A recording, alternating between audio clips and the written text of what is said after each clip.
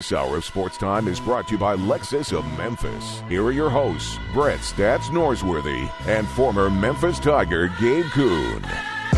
Beautiful morning, yeah, the sun in my morning bed. It's New Year's Eve. How about it? Welcome in. Sports Time on Sports 56 with Gabe Kuhn. I'm Gabe Kuhn. Normally with Brett Stats Norsworthy. He will be back on Monday, January 3rd. No stats until the new year. Producing the program, the executive producer of the program, Go Tigers 247 Rider. You can follow him on Twitter at Bryant_Dacus. Brian Dacus, hello. Happy New Year's Eve. Happy New Year's Eve. Last show of 2021. Yes, it is the last show. We're taking you from 3 to 6. And we're always live from the Family Leisure Studios in beautiful Memphis, Tennessee. And the first hour of our show brought to you by Lexus of Memphis, the one and only Lexus dealership in Memphis. Plenty to get to today. Tigers drop 1 to Tulane. Oh, boy. In New Orleans. Grizzlies, on the other hand, I mean, what a good game at home against the Lakers. Oh, yeah. God bless Ja dropped Morant. 41. My gosh, he looked fantastic. But as far as our rundown is concerned, we are loaded, top and not top, at the bottom of this segment. Bottom of the hour, Bill Bender from the Sporting News talking college football. 4 o'clock, we bring on Keith Smith from Spot Rack and Yahoo to talk some NBA. 4:30, Bruce Marshall joins us a day ahead of time. He usually is on a Friday. We do not have a show tomorrow. He will be joining us from the Gold Sheet. I want to get to sort of the John Madden news. Of course, John Madden passing away. And Bruce is so good with history, and he has some nuggets he'd like to drop at 4:30. 5 o'clock, we bring on Greg Gasson from the Tigers sideline in Sports 56 Mornings to talk about the Tigers. We'll finish up the football season, wrap that up, and we'll talk about Tigers basketball. Nasty loss last night. 5:30, First National Bank and Trust Friday football forecast on a Thursday. 5:45, we get out with Taco Bell Crunch Time. And during Taco Bell Crunch Time, we're going to talk about our top 5 local sports stories of the year. And if you want to submit yours. You don't have to get 5 in. You can get 3, 2, 1. I don't care. Tell us what your favorite stories locally were of the year. Autos on listener line, 901-360-8255. You can also watch us live and message us on Twitter, YouTube, Facebook, Twitch, and at sports56whbq.com. Brian, are you into New Year's resolutions? Well, I try. I think everyone says that. They try.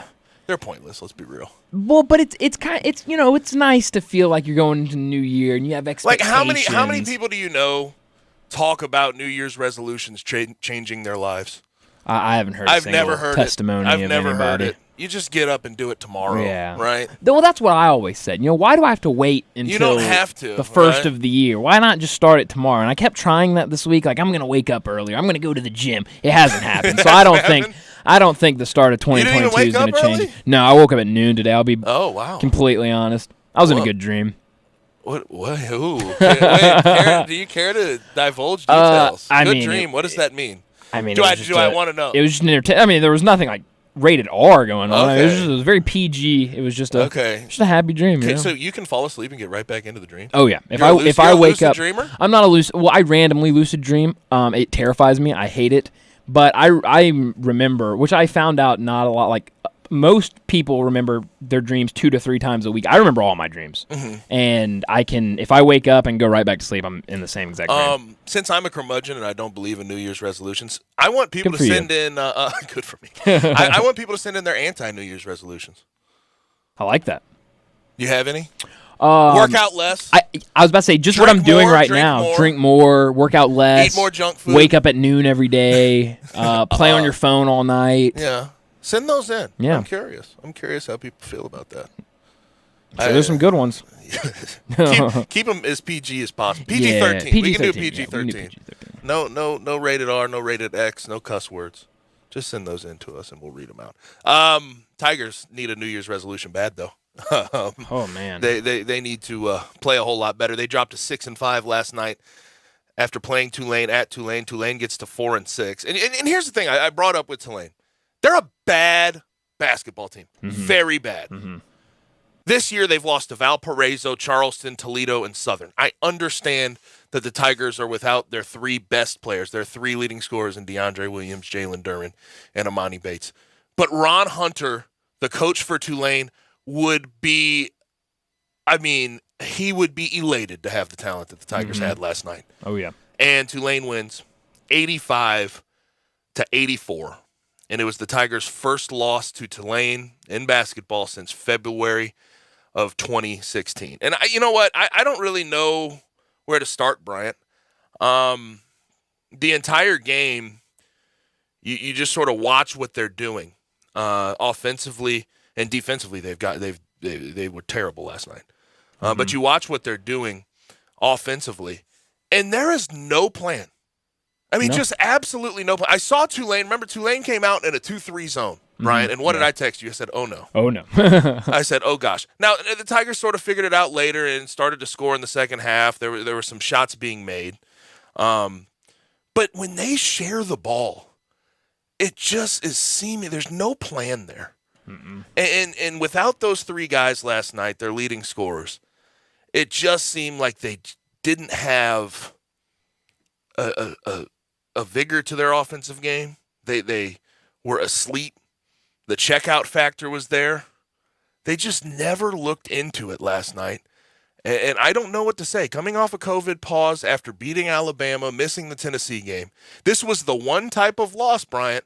We have talked about it all week. This was the one type of loss they couldn't have against a bad team. Yeah, and I think even bigger than the offensive was the defensive was. Of course. I mean, it came down in the second half, and Memphis came out strong. I mean, I think they started 6 of 7 of their first shots and were shooting in the 60s from the field, but they just could not stop anything that Tulane was doing. And it was everything. They were getting shots inside. No question. They were knocking down threes. It seemed like everything Tulane was doing, Memphis didn't have an answer for. And yes, you were missing Duren, you were missing DeAndre, your two key factors down low, but they made 10 3-pointers, I think, in the game last night. 10 for 22, yep. 10 for 22. They shot 55% from the field. What I don't understand is how does Tulane and Murray State go off from 3-point, but the one team that everyone has been circling on the calendar of, this is a 3-point shooting team, all they do is shoot threes, they're horrible because Memphis is playing good defense against them. Why can't they play that same 3-point defense against all these teams? And look, I understand, that offense was not necessarily the issue last night, but against the Tulane team that was knocking down shots, you have to show up. Jalen Cook, though, last night, who was questionable coming into the game with a hamstring injury, he cooked, to say the least. 25 points, 9 for 16 from the field, 4 for 6 from 3-point. He was also 3 for 3 from the free throw line, and they didn't have an answer. And Alex Lomax couldn't do anything all night. They threw multiple guys at him at times, and it just didn't work. They could not get Jalen Cook out of a groove, and he came back and bit them in the end. But here's the thing: at the end of that game, Tulane was trying to give it away. Oh yeah. Tulane was 85-82. Tigers had just got a layup. They were in the press with about a minute and a half to go. Tulane throws it away out of bounds. They then foul Landers Nolley on a jump shot, which is like Ron Hunter was beside himself. How are you fouling a jump shooter? Landers Nolley makes 2 at the line, 85-84. Tulane runs it down, has a shot clock violation. You have about 6 seconds to get a good shot off. And here's where it got really bad for me with Penny last night in the in-game situation. Penny said that he trusted Alex Lomax to go the full court with 6 seconds to go and get them a bucket and make a play. At what point this year has Alex Lomax shown you the ability to do that? Yeah. Or in his entire career with 6 seconds to go. And I'm not here to just go after Alex Lomax. No. But at some point, Penny has to realize that putting Alex Lomax in these situations is going to get him, especially in the media and on social media and in the fan base, it's going to get Alex Lomax killed on those platforms. And it has to do with Penny and what he's drawing up. I don't know why. When you look at who was scoring last night, who was playing well, Landers Nolley, Earl Timberlake, and Jaden Hardaway had a game of his life with 14 points. Put the ball in Earl Timberlake or Landers Nolley's hands. It's as simple as that. Well, and I've said it. I keep going back to it. I mean, it's because Alex Lomax is a safety blanket. I mean, he's always been there with him. It's been his guy ever since middle school. Understood. And that's what he feels safe with. And should he feel safe with that? Probably not. But that's just what he keeps going back to, and he just can't change. I understood there. But at some point, when you're talking about an in-game situation, 6 seconds, somebody's got to go get a bucket. When in the world? Yeah, no. When have you seen Alex Lomax have the propensity to make those plays? I've never seen it, Bryant. That's the issue. It's like I understand he's a safety blanket, but why? What has he shown you to be a safety blanket offensively, defensively, and getting the guys in order at times? Okay, I'll give you that. Yeah. But with 6 seconds to go, Alex Lomax is the guy that needs the ball in his hands. No.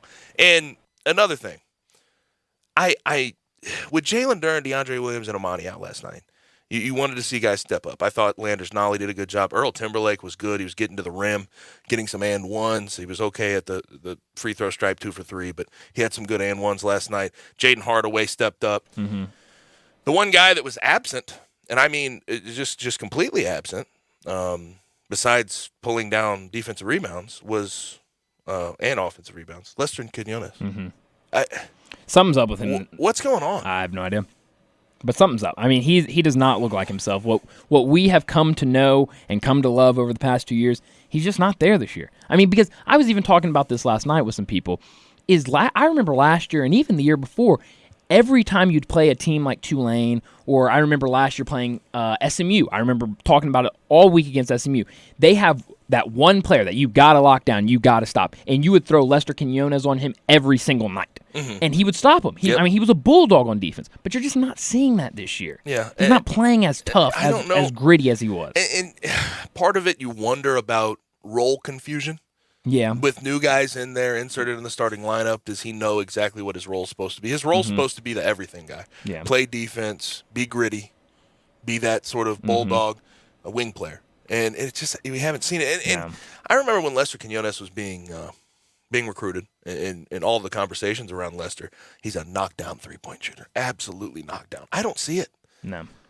If it ain't there by now, it ain't there at all. He's shooting this year 30% from 3, 11 for 36. It's not going to do it. And I haven't seen it. I mean, last year, his freshman year, I have not seen him unlock the three-point shooting that I was sort of sold through his recruiting process. Yeah. But another thing that I want to point out quickly before we get off the Tigers, another thing is when you're losing your 3 best scorers, one of the biggest things is you've got to lean on these veterans, right? Last night, turnovers were a huge issue, especially with those veterans. I mean, you look, Lester Quinones, 3 turnovers. Alex Lomax, 4 turnovers.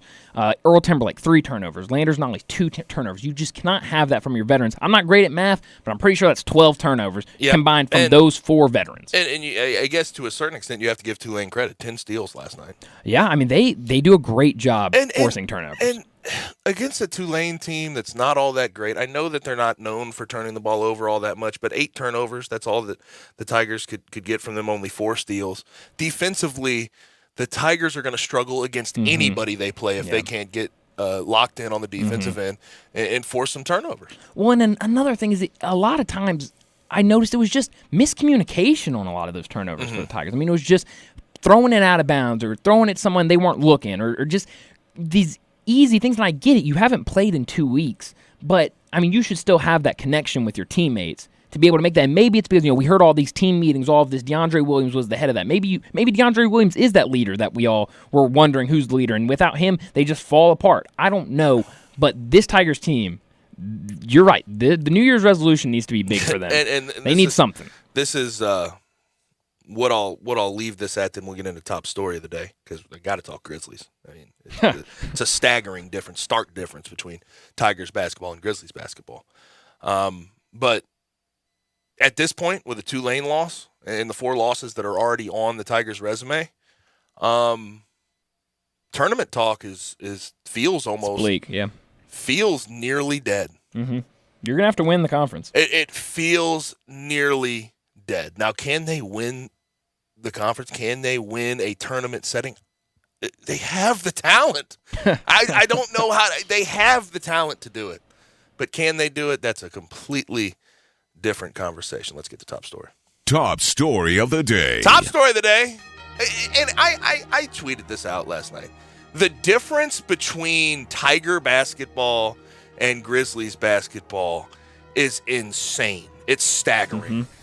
It brings you to your knees because Ja Morant and what he's doing for this team is unbelievable. At 41 points last night, 10 rebounds, 2 assists, got the MVP chance last night. Oh, yeah. And well-deserved MVP chance. And he set his career high for three-pointers made. He was 6 for 7 last night from 3. If he can create that, I mean, once in a while, he is going to be, I mean, and he already is. He's one of the most unstoppable forces in the NBA right now. Year 3. Yeah. That's what he is. And I just can't even begin to imagine where this franchise would be without the hope of Ja Morant.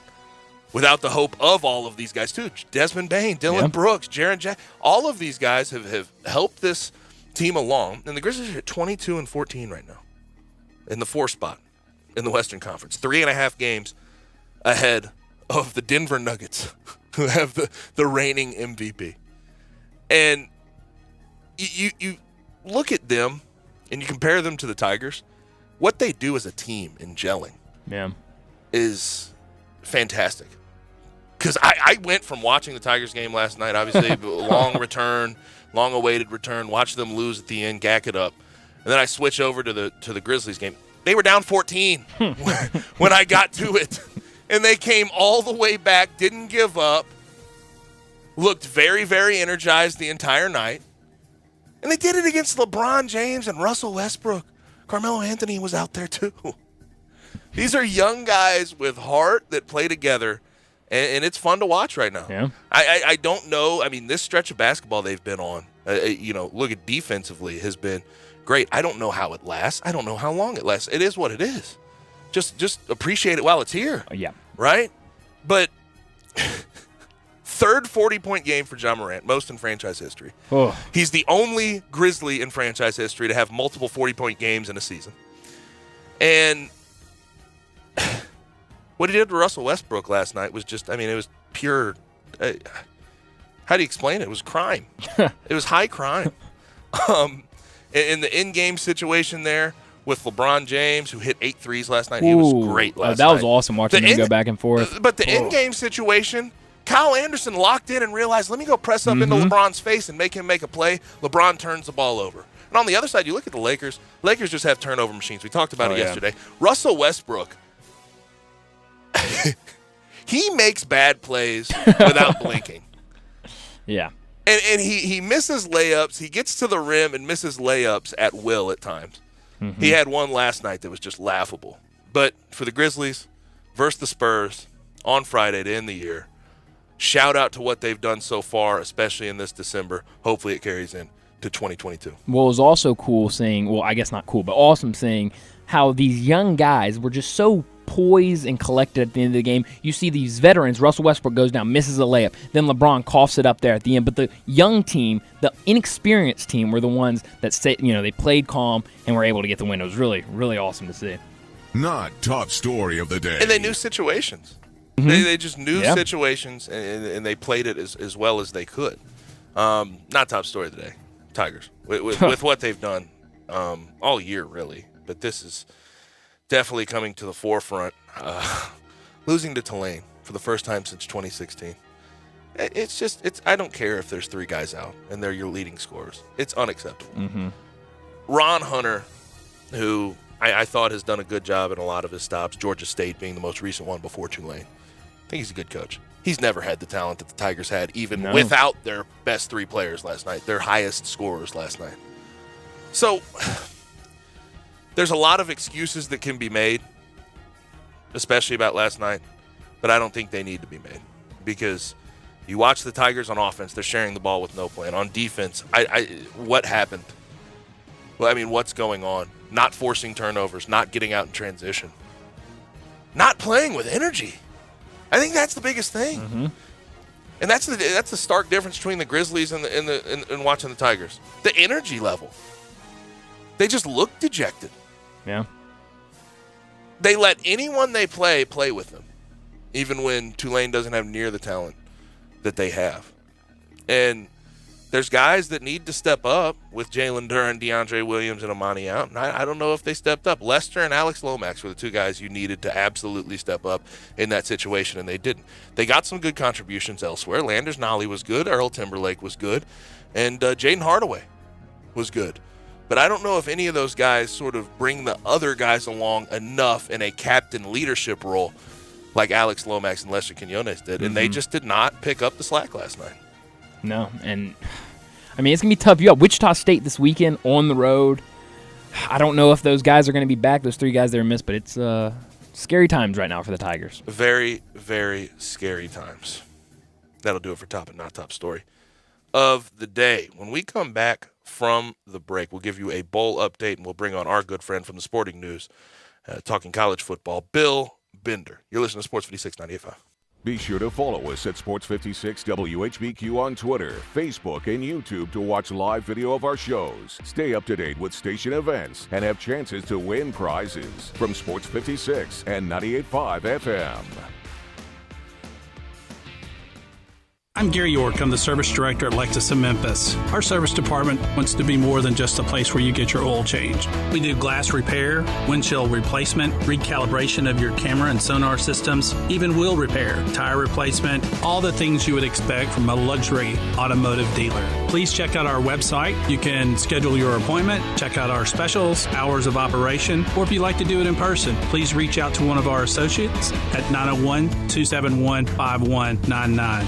Susan, it's so great to finally be able to get together again. Oh, it sure is. And I really appreciate you picking up the bill. I'm happy to. I've got the extra cash. Since we've all been driving so much more again, I've been using Get Upside, the free gas app that pays you cash back for every gallon of gas you buy. Wait a minute. Are you saying you actually get paid cash when you buy gas with the Get Upside app? Yes, up to 25 cents a gallon, cash back every time I buy gas. Does that actually add up to anything? Some months I make $200 to $300. Wow, that's serious extra cash. I'm downloading the free Get Upside app now. Download the free Get Upside app now in the App Store or Google Play to save up to 25 cents a gallon when you buy gas. Use promo code PATH for a 25 cents a gallon bonus on your first tank. That's up to 50 cents a gallon on your next fill-up. You can cash out anytime to PayPal or an e-gift card for Amazon and other brands. Just download the free Get Upside app and use promo code PATH for a 25 cents a gallon bonus on your first tank. That's code PATH.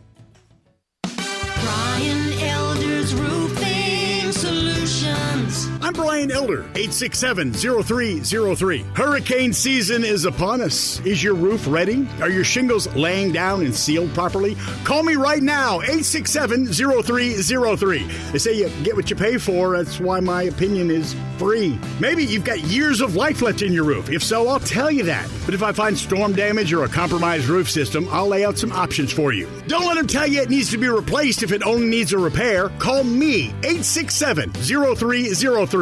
Has your insurance company already seen it and rejected your claim? Maybe they're correct. Most of the time, they're not. They do tend to become more reasonable once I get involved, though. 867-0303. I'll measure your roof from outer space or BrianElderRoofing.com. Call 867-0303. Brian Elder's Roofing Solutions. Hotty Toddy Ole Miss. Boom! That's a way to start it. Right open down the seam. Caught. Touchdown. Caught at the 20 by Braylon Sanders. He trots into the end zone. Touchdown. We run the ship. Corral is on a roll. He's got it to the 20, to the 10, to the 5. Lane Kiffin throws his clipboard. The Rebels battle Baylor in the Sugar Bowl on New Year's Day. Kickoff at 7:45 with pregame coverage starting at 5:30 on your home for the Rebels. Catch Ole Miss Rebels football right here on Sports 56 and 98.5 FM. Need to sell your home? You're in luck because I buy houses. All you have to do is call Bill at 901-406-1101. That's 901-406-1101. Grab that pin, 901-406-1101, or just save it in your phone. Bill at I Buy Houses. I Buy Houses buys houses in any area, in any condition, at any time. As simple as that. I Buy Houses is guaranteed to close in 5 days. So if you need your cash fast, just call Bill at I Buy Houses, 901-406-1101. Has your house been on the market? Were you just tired of renters? Or is it just time to start over? Well, avoid repairing, cleaning, painting, and prepping your house. Just pick up the phone and call Bill at 901-406-1101. That's Bill at I Buy Houses. If you're in Southwind, South Memphis, North Mississippi, North Memphis, Collierville, if you can hear this, just call my friend Bill at I Buy Houses, 901-406-1101. Do you know one of the best things you can do for your employees or family's health? Provide Arctic Clear bottled water. Arctic Clear bottled water is your locally owned and operated bottled water provider. Arctic Clear is 100% natural spring water with free delivery and setup, dependable service, and no long-term contracts. What an easy choice. Call Jeff Manus today, 901-382-2363, or visit arctic-clear.com. Arctic Clear bottled water. Call now, 382-2363. That's 382-2363. I know the sweetest thing in Memphis, and I know it's been around for 115 years. You know, I'm talking about Dinstall's, and it's time to stock up heavy on Cashew Crunch, Heavenly Crunch, Turtlettes, all of your favorite Dinstall's treats. So easy to get. The sweetest thing in Memphis, all you have to do is head to Laurelwood or head to Germantown and Poplar right across from the hospital, or go where they make the candies. That's on Pleasant View. There's nothing that says Memphis better than Cashew Crunch with that little tinge of coconut, or the Turtlettes. Let's face it, there's nothing better than Dinstall's chocolate. That's the mainstay of all candies, isn't it? Milk chocolate, although their dark chocolate is pretty darn good. And if you get the peppermint with the dark chocolate and put it in the freezer, you're going to love it. So many ways to love Dinstall's. Stock up heavy on all of your favorite Dinstall's treats. 115 years of making Memphis oh so sweet. This hour of our show brought to you every day by Lexus of Memphis. Happy holidays and a happy 2022 to everyone out there from Lexus of Memphis. They are at 2600 Ridgeway and online at lexusofmemphis.com. Call them at 901-362-8833. Great offers on all the 2022 models and special leasing options.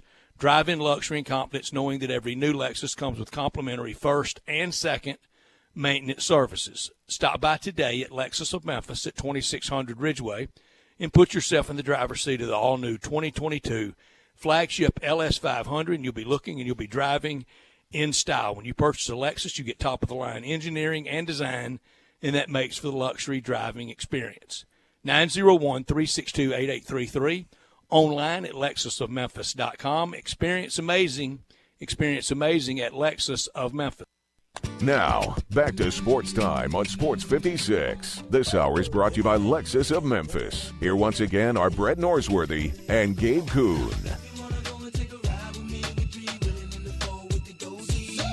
Back rolling. Thursday edition of Sports Time on Sports 56 with Gabe. Normally with Stats. Stats will be back next Monday. Bryant Dacus is in producing the program.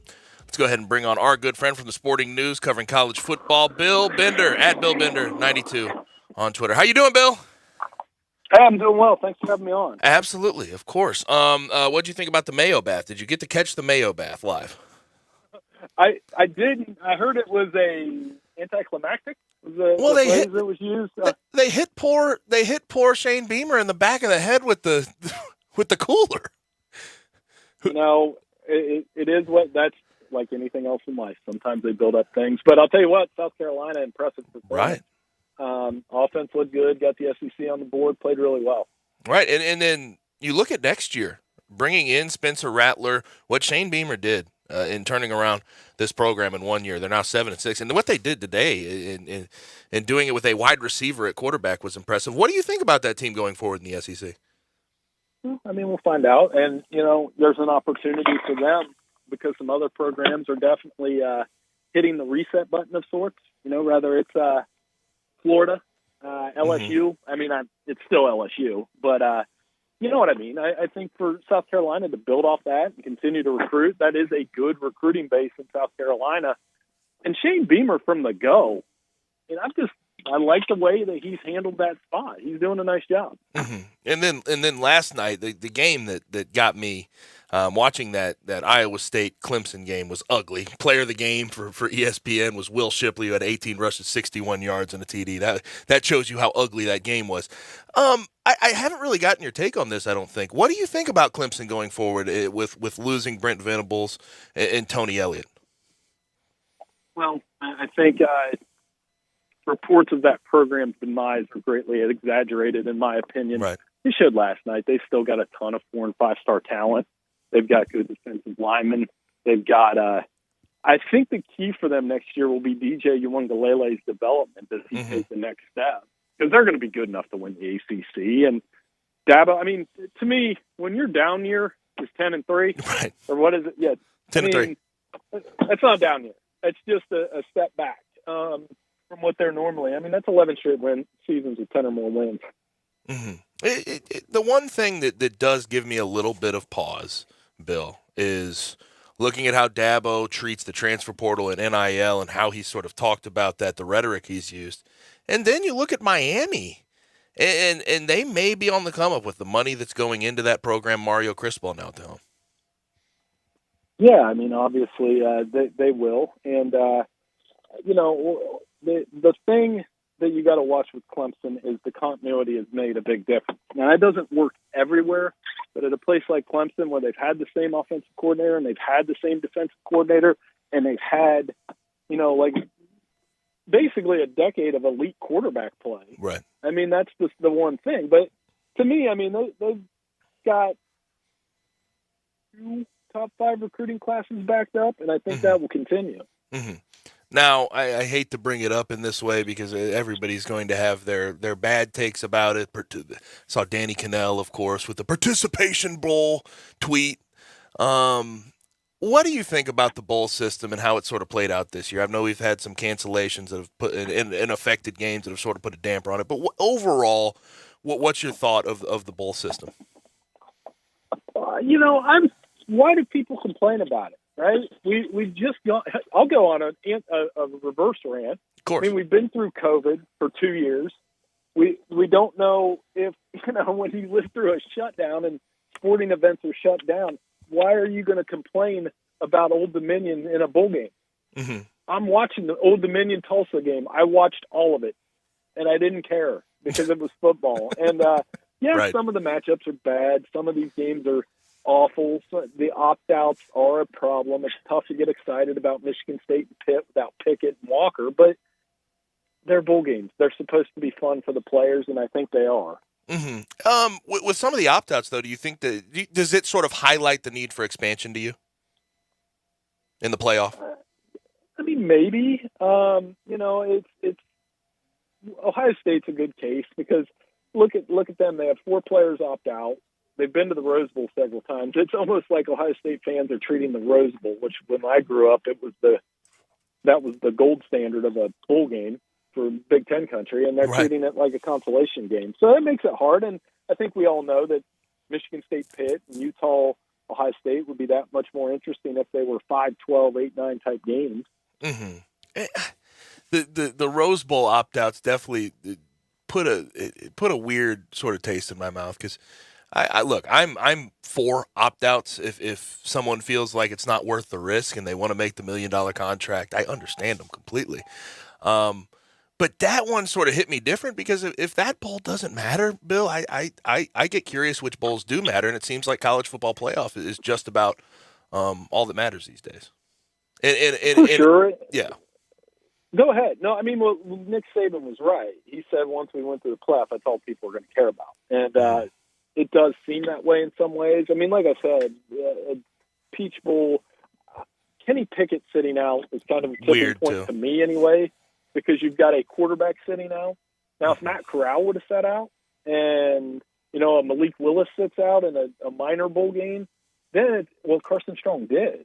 So I don't know what the value is to everybody, but I always tell people a bowl game means something different to everybody. Whether you're the senior, the fan, the fan base, it means something different to everybody. It's not a universal thing. 100%. I agree with you. And Bill, I think I can just sort of sum up how I feel about bowl games. More football will always be better than less football. It's that simple. Of course, and I'm sitting here, I watched South Carolina, North Carolina. We went to a lacrosse thing with my son, so I'm going to have to get caught up on Tennessee. But, I'll watch tonight's game. Mm-hmm. Why wouldn't you? And I'll watch, the New Year's Day 6 bowls. And I'm really excited about these playoff matchups tomorrow. And it looks like, aside from a few COVID cases, Daxton Hill, I guess, being the big one, we're going to get these games in, and it's going to be great. Mm-hmm. Talking with Bill Bender, at Bill Bender 92. He is from the Sporting News. He's a national writer. With the college football playoff matchups, I want to highlight the 2-3 matchup because I think it is a lot better than people are giving credit. What do you think about Michigan as a football team? Do you think they have the makeup, the talent, the personnel to win a national championship this year? I mean, we're going to find out in about 20 plays if they can run the ball on Georgia. Mm-hmm. And how much creativity is it going to take? Can they stick to their base offense and push Georgia around up front a little bit? If they can do that, that's a ball game. Mm-hmm. I mean, I think it's a really intriguing SEC Big Ten matchup. I go back to their bowl game against Alabama a couple years ago with Shea Patterson at quarterback. They played for a half. They just didn't have the depth for 4 quarters, and they didn't, in that game in particular, they didn't have 2 things, right? They didn't have Najee Harris and Jerry Jeudy. Yeah. So, I mean, we'll find out. I mean, do they have guys that can cover Jamison Williams? Cincinnati's going to have to find that out first. Mm-hmm. And Michigan, I look at what they have on their team, and it just sort of jumps off the page at me. Top 10 rush offense, top 20 rush defense. I would argue, and I don't know if many people would argue back, probably the best 1-2 pass rush in college football, and David Ojabo and Aiden Hutchinson. Their O-line won the Joe Moore Award. Harbaugh, you look at his from 2015 to 2020, he was 0-11, 0-for-11 as an underdog. He's 2-0 since as an underdog. It just seems like Michigan has turned somewhat of a corner this year with Jim Harbaugh. Well, and they're playing ball, man. They got back to his roots as the Stanford coach, as the 49ers coach, as that arrogant guy that you hate that's running it down your throat on 4th and 4. You know what I mean? And that's what they did to Ohio State. They wore them out. And you're right, Hutchinson Ojabo, that is the best 1-2 punch, but can they get pressure on Georgia? Can they fluster Stetson Bennett? One matchup problem they're going to have that they're going to have to account for with their linebackers is Brock Bowers is a beast at tight end, and that's I think that's the most important player on the field on offense for Georgia. What do you think Josh Gaddis has meant to this year's Michigan team? How important has he been to the sort of getting over the Ohio State hump and getting through the Big Ten? Well, I think him, Mike Hart, Mike McDonald, the coaching changes they made, they all paid off. I mean, Mike Hart is hired at running backs coach, and suddenly Hassan Haskins and Blake Corum is maybe not the best, but they're one of the best tandems in the country. Mike McDonald fixed that defense that had relied on maybe a little too much blitz and man coverage with Don Brown, flips the defense around, and they're pretty good. But are they good enough to cover these Georgia guys on the outside? I keep telling people I broke this down for a month. I've tried to you can figure it out with the numbers all you want, but you just really need to see it on the field for 10 to 15 plays, and then you'll know. And the same exact answer I would give you on Cincinnati's corners versus Alabama's receivers. Yep. Last thing on the Michigan-Georgia game, then we'll get to that Bama-Cincy game because I think that's pretty intriguing in itself. What do you think about the whole Stetson Bennett, JT Daniels thing that's gone on all year? Where do you stand on having a quarterback that can get you over the hump and make plays in a big game?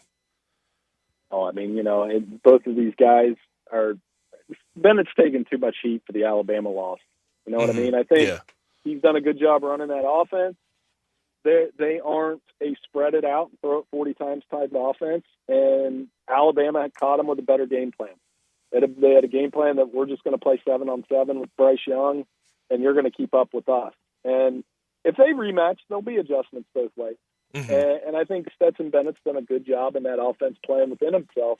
I don't know that JT Daniels does anything that he doesn't. Right. Whereas with Michigan, McCarthy can do some things that McNamara can't.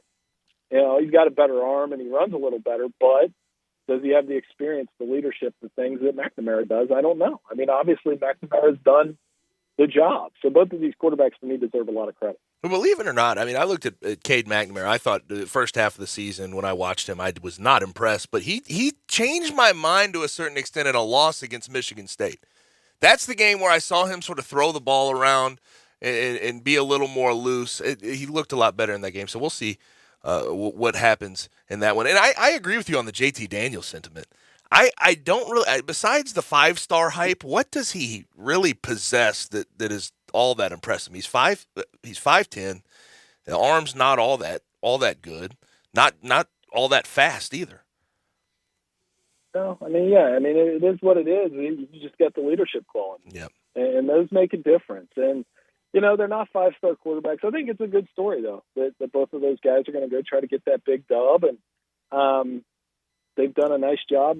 As I don't like the game manager label because being a quarterback, that's part of the job is managing a game. So we'll see how they do. Now, 1 versus 4, Bama versus Cincy. Cincy getting in as the only group of 5 team to ever get into the college football playoff so far.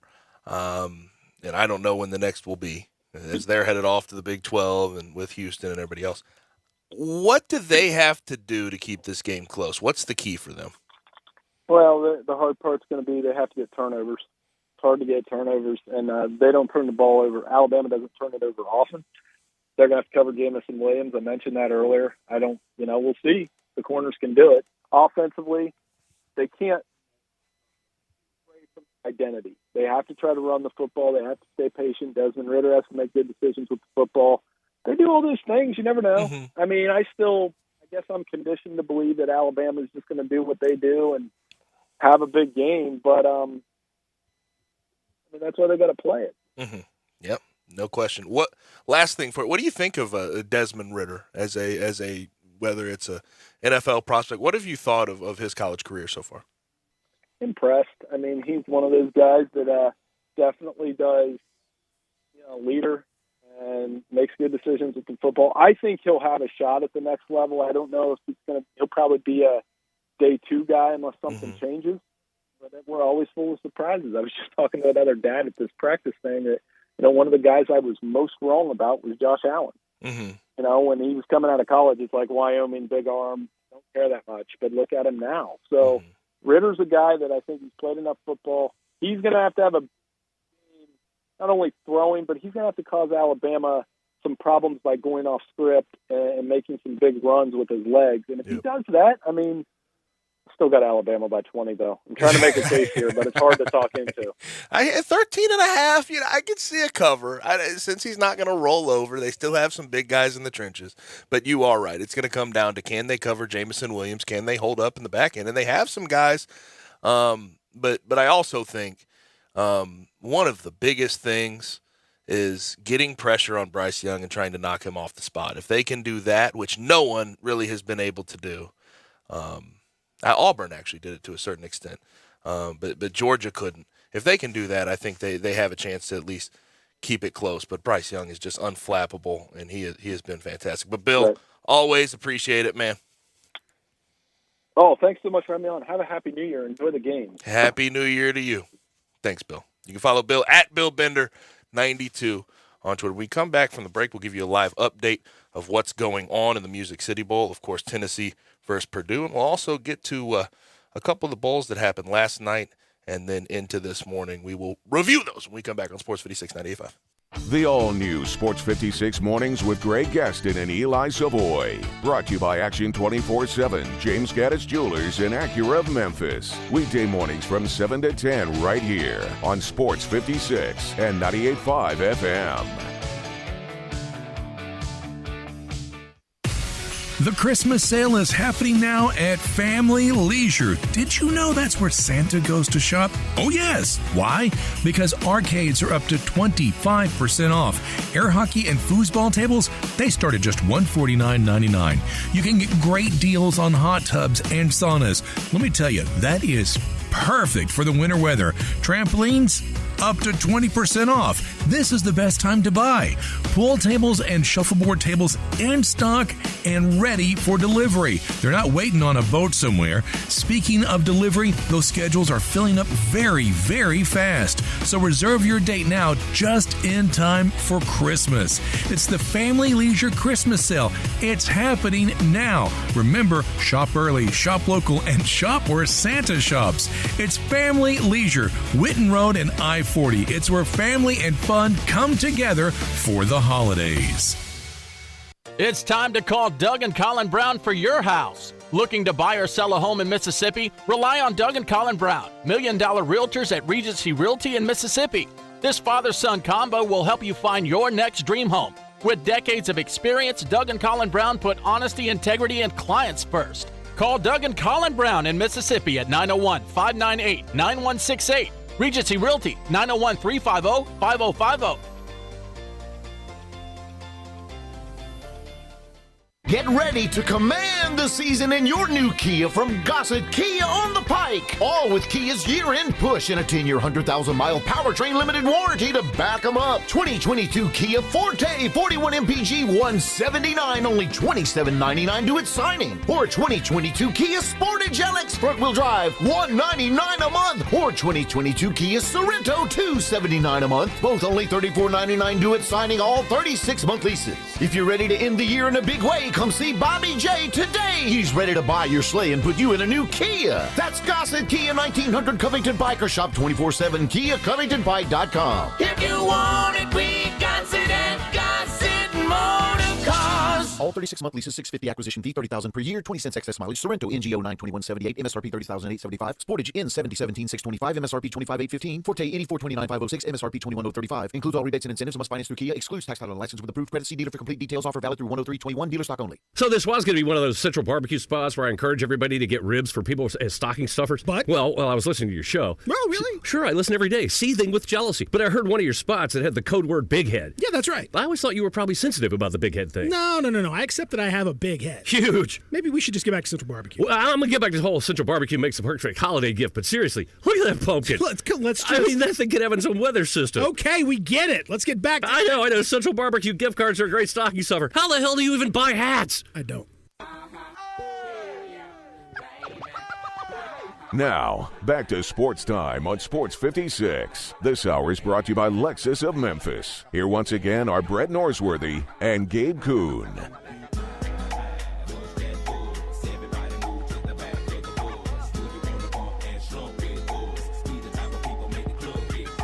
Back rolling Sports Time on Sports 56. Gabe and Stats. No Stats until next Monday. Bryant Dacus is in producing the program. You can watch us live and message us on Twitter, Facebook, YouTube, Twitch, and at sports56whbq.com. You can also hit us up. Questions, comments, concerns, AutoZone listener line 901-360-8255.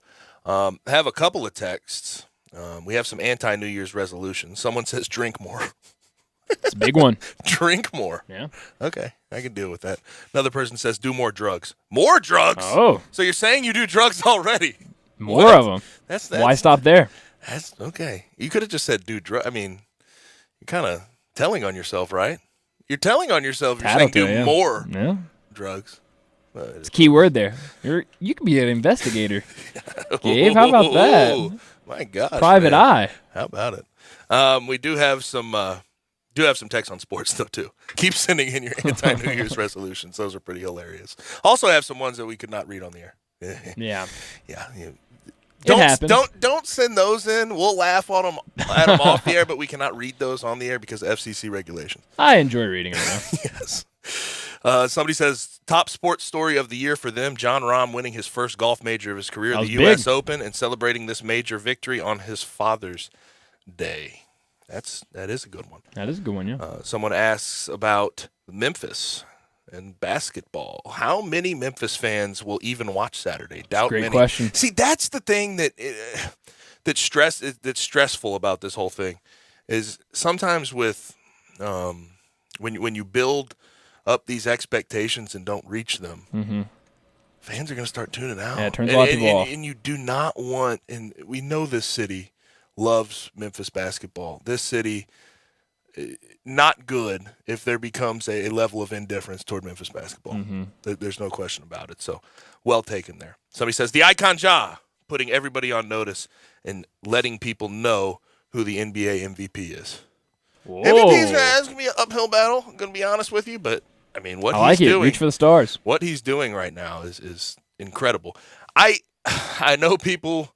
I know there's been conversations about this. Most improved seems like a very easy. He doesn't like most improved. Attainable thing. Bane is possible. He's pushing for Bane. But you look at who won last year, Julius Randle in his first year as an All-Star, and we know how good he was, how good the Knicks were.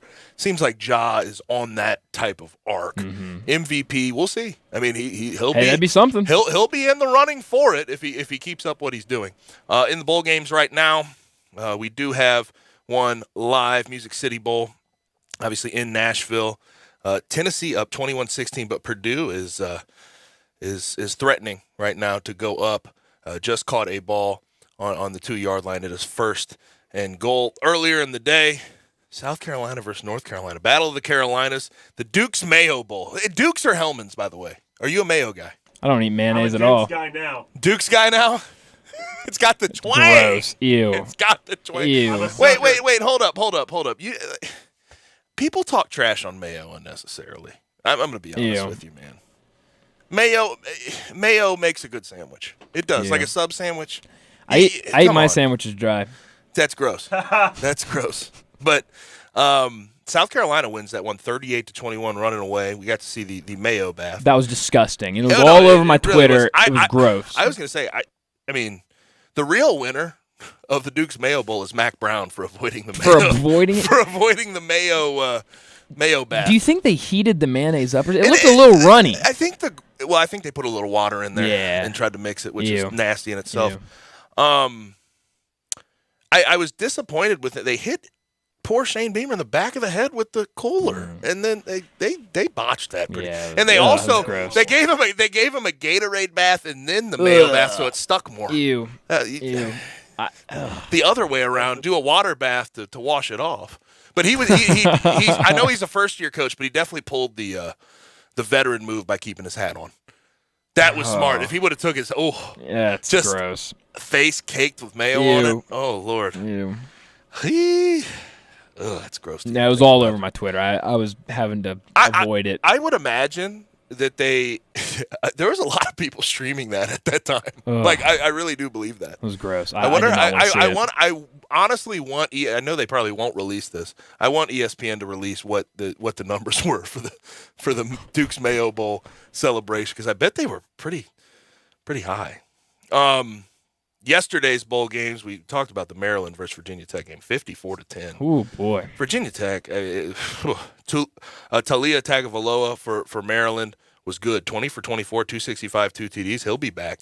Maryland looking up in the Big Ten, looking a lot better than they have in the past. Kind of looks like Tua. Virginia Tech, though, Brent Pry, that's going to be an uphill battle the whole way, man. He's going to have to bring in some transfers. He's going to have to figure this out quick, because they were dejected. They looked terrible in that bowl game all around. Later in the day, we had Clemson versus Iowa State. Clemson finished off. I mean, you can talk about them not being part of the college football playoff, 10-3 record. I was not impressed any 1 week of their season. They never did anything to impress me. I guess you could say the win over South Carolina 30-0 was okay. Yeah. But yesterday's game between Iowa State and Clemson was just ugly all around. Brock Purdy at the end of the game, I don't know if you saw this. There was like 53 seconds left on the clock. He gets the first down. He tries to make a play, gets the ball punched out, hops on the ball, and where the ball was when he landed on it was not a first down, so the game was over. Trying to make a play, and it went awry. But the player of the game on ESPN, I just talked about this with Bill. Player of the game was Will Shipley from Clemson. 18 carries, 61 yards, 1 TDs. Doing it for the white guys out there. Hey. Putting on. We need it. He's the first one in, last one to leave, famously. Yeah. Real lunch pail guy. Oh, yeah, just hard hat and everything. Yeah, hard hat and lunch pail. He packs a roast beef sandwich and he comes into work. He's in before the sun comes up and he leaves after the sun goes down. My type of guy. Good old Will Shipley, man. But 18 carries, 61 yards, and a TD won the player of the game. That was very, very boring. And then in the Alamo Bowl, 2 coaches on the way out. They've already made their new hires. Oregon got Dan Lanning. Oklahoma gets Brent Venables. 47-32 Oklahoma, but that doesn't really tell the story. Oregon did not want to be there at all. Not at all. At the end of the first half, 30-3. Oklahoma slowed down drastically after that. But Oregon, to think about where they were going into the shoe, beating Ohio State early in the year, to where they were at the end of the year. My gosh, man, they fell off a cliff. Ugh. But I mean, you lost your coach. Well, that was at the end of the year. Yeah, but they didn't want to be at that game. And then think about Utah. He lost to Utah twice. Does Bob Stoops get another statue? Another statue?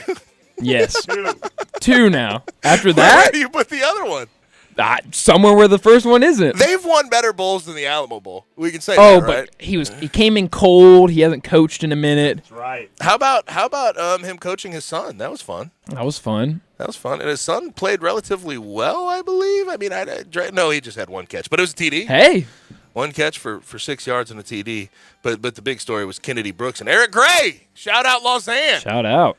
Eric Gray had eight rushes for 82 yards. I wish they would have used him more, Brian. Mm-hmm. They didn't use him enough. They never quite used him enough, but Kennedy Brooks, I mean, that's part of it. He's a good running back. 14 carries, 142 yards, 3 TDs last night, and they just routed Oregon on the way to an Alamo Bowl title. That'll do it for hour number 1. When we come back for hour number 2, we are absolutely loaded. We have Keith Smith to start the hour from Spot Rack and Yahoo on NBA 430. We bring on Bruce Marshall from the Gold Sheet. You're listening to Sports Time with Gabe and Stats.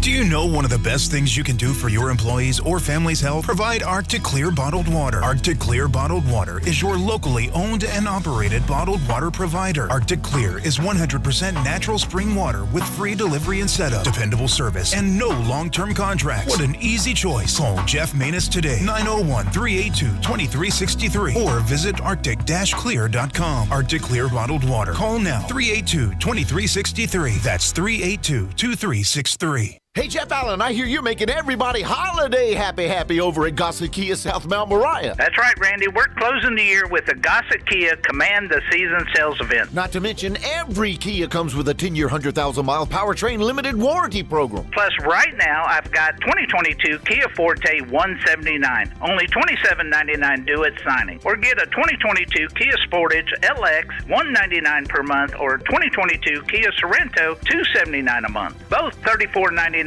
due at signing, and all 36-month leases. So whether you live in Horn Lake, South Haven, Olive Branch, or Memphis, and let's not forget Lewisburg, you'll be happy at Gossett Kia on Mount Moriah, 2680 Mount Moriah, or KiaMountMoriah.com. All 36-month leases, $650 acquisition fee, $30,000 per year, 20 cents excess mileage. Sorrento NGO 92178, MSRP $30,875. Sportage N 7017-625, MSRP $25,815. Forte 8429,506, MSRP $21,035. Includes all rebates and incentives. Must finance through Kia. Excludes tax title and license with approved credit. See dealer for complete details. Offer valid through 103/21. Dealer stock only. FanDuel Sportsbook is an official sports betting partner of the NFL. That means you can place all your bets on a trustworthy app that's also easy to use. Basketball fans, celebrate the NBA's 75th anniversary season on FanDuel Sportsbook too. Right now, new customers can place their first bet risk-free. And if you don't win, you'll get up to $1,000 back. Already have FanDuel Sportsbook? Well, FanDuel is hooking all customers up with $50 when you refer a friend. Plus, your friend will get $50 too. Just download the FanDuel Sportsbook app and sign up using promo code BIGHEAD to get your first bet risk-free up to $1,000 and make every moment more this NBA season. Must be 21 and older and present in Tennessee. First online real money wager. Only refund issued as non-withdrawable site credit that expires in 14 days. Restrictions apply. See terms at sportsbook.fanduel.com. Gambling problem? Call TN Redline 1-800-889-9789. You've heard of James Gaddis Jewelers, but have you heard what they've done lately? Everything. A tremendous selection of diamonds and jewels, gold, silver, and much more. Lots of watches, tons of custom-made jewelry, fine gemstones, bracelets, necklaces, so many choices. Romantics will love the one-of-a-kind estate and vintage jewelry. James Gaddis has experts to help you with wedding and engagement rings, plus 2 repair experts for fine watches and jewelry. Layaway and financing available. James Gaddis Jewelers at 4900 Poplar. Listen Sundays at 11 a.m. to join Idlewild Presbyterian Church for worship. Idlewild is a PCUSA church located in Midtown Memphis. Hotty toddy Ole Miss. Boom!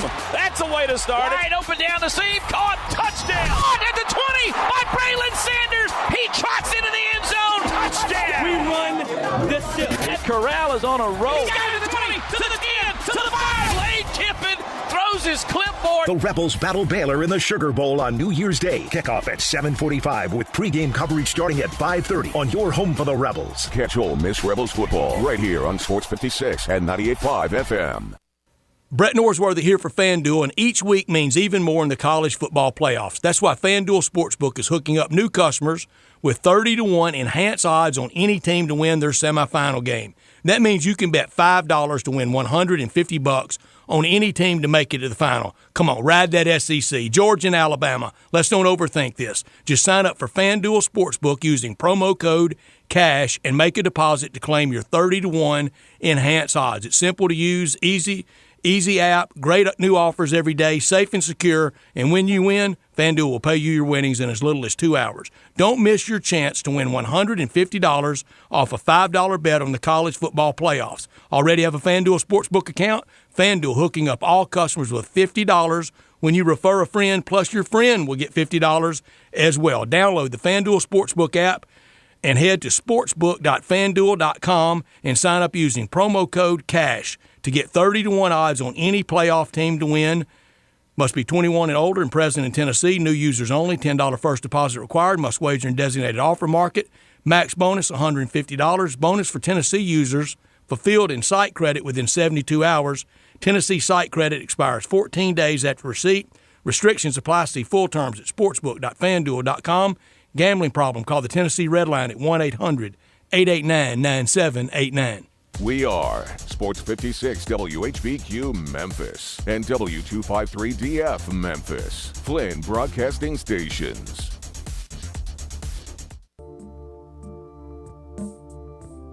Now back to Sports Time on Sports 56. Here once again are Brett Norsworthy and Gabe Kuhn.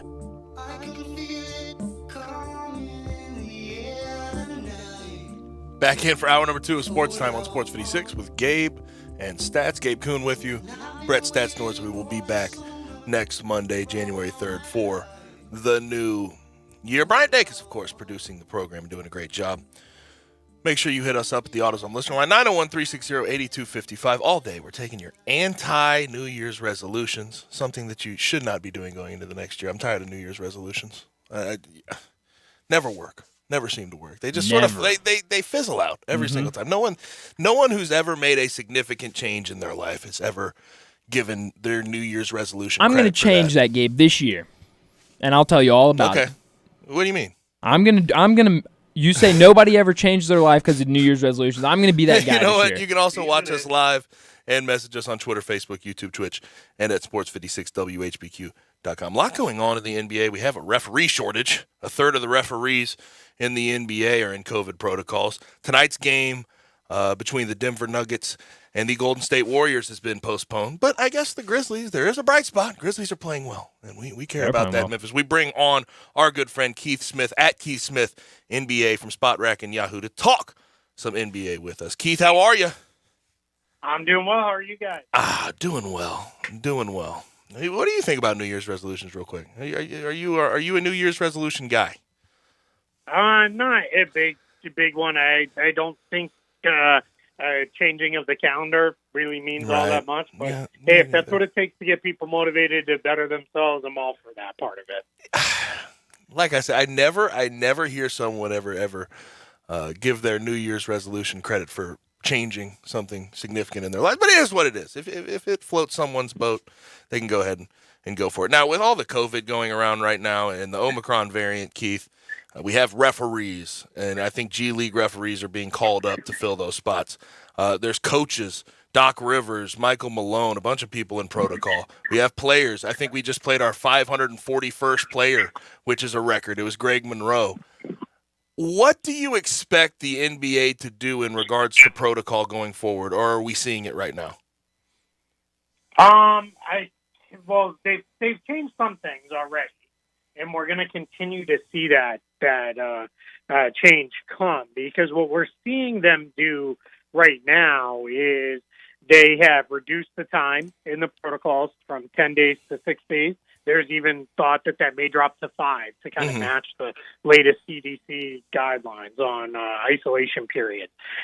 They've done what they can with the hardship call-ups and, basically saying, hey, you got to pay them, but it's not going to count against the cap or the tax and those kind of things. So they're trying to do that. So you mentioned it. The worry right now in the league is the officials. They're rough because The challenge is they don't have a super deep pool. You have a good amount of G League officials that you can call up, but they're much like the players, they're in the G League for a reason. They're still learning. They're figuring it out. They're getting better at their craft. So that's a major concern right now for the league, that they're trying to figure that out. And it's unlike players where if you need one or two, there's a pool of hundreds to choose from. If you need one or two officials, there's not all that large of a pool to choose from.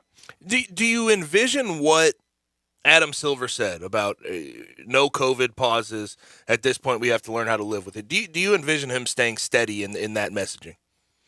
Yeah, 100%. I don't think there's any chance that there's going to be a pause. I really believe that they were going to do it.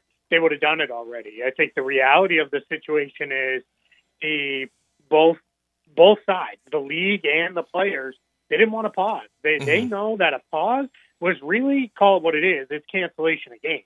Because there's not those open dates in buildings. There's not that ability to just get back on the schedule and figure it out later and those kind of things. It's going to be a cancellation game. That means lost revenue.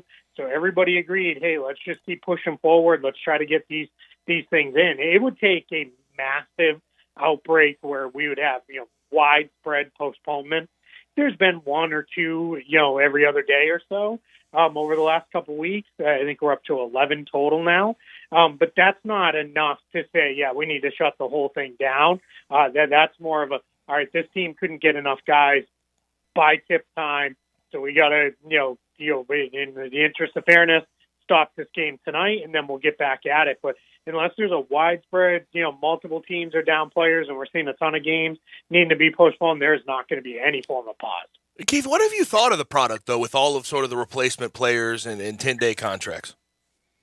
Yeah, it's not great. I mean, obviously, the people I feel for most here are those who paid for tickets to go to those games, because I don't know of any teams that are offering any kind of discounted tickets to come to the games. I also don't know of any teams that have said, hey, we know it's not great, so hot dogs are 50 cents tonight or anything like that.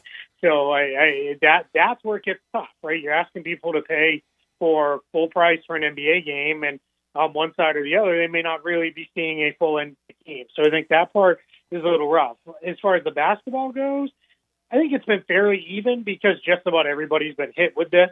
And the reality is, by the time this wave runs through the league, every team will have gone through it. I think we're kind of down to right now Utah and San Antonio have been very minimally hit this season. And you know it's coming. Even you talk to folks with those teams, they know it's coming for them too. So I think we're in a position where let's see what it looks like with the as we move forward with this. But I think it's, as far as competitive balance goes, it's been relatively fair. Yeah, and I got to say, one of the positives, if you can take positives out of what has happened, I love seeing some of the 10-day contracts. And not to mention, it's led, in Isaiah Thomas, it has led to a real contract for him with the Mavericks.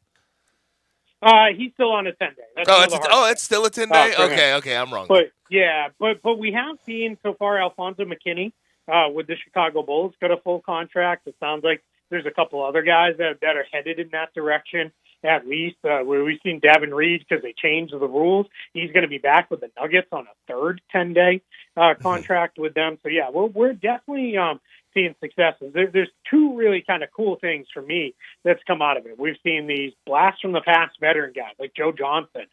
Mario Chalmers today, reports came out. He's going to sign with the Miami Heat. Those I think are really kind of fun. And then on the flip side, we've seen guys who were probably not even really in line to get a what I would call a regular or normal 10-day, get this opportunity. I'm here in Orlando, and this guy, Hassani Gravett, who came up from the Lakeland Magic, not only has played in a bunch of games on 2 10-day contracts, he started.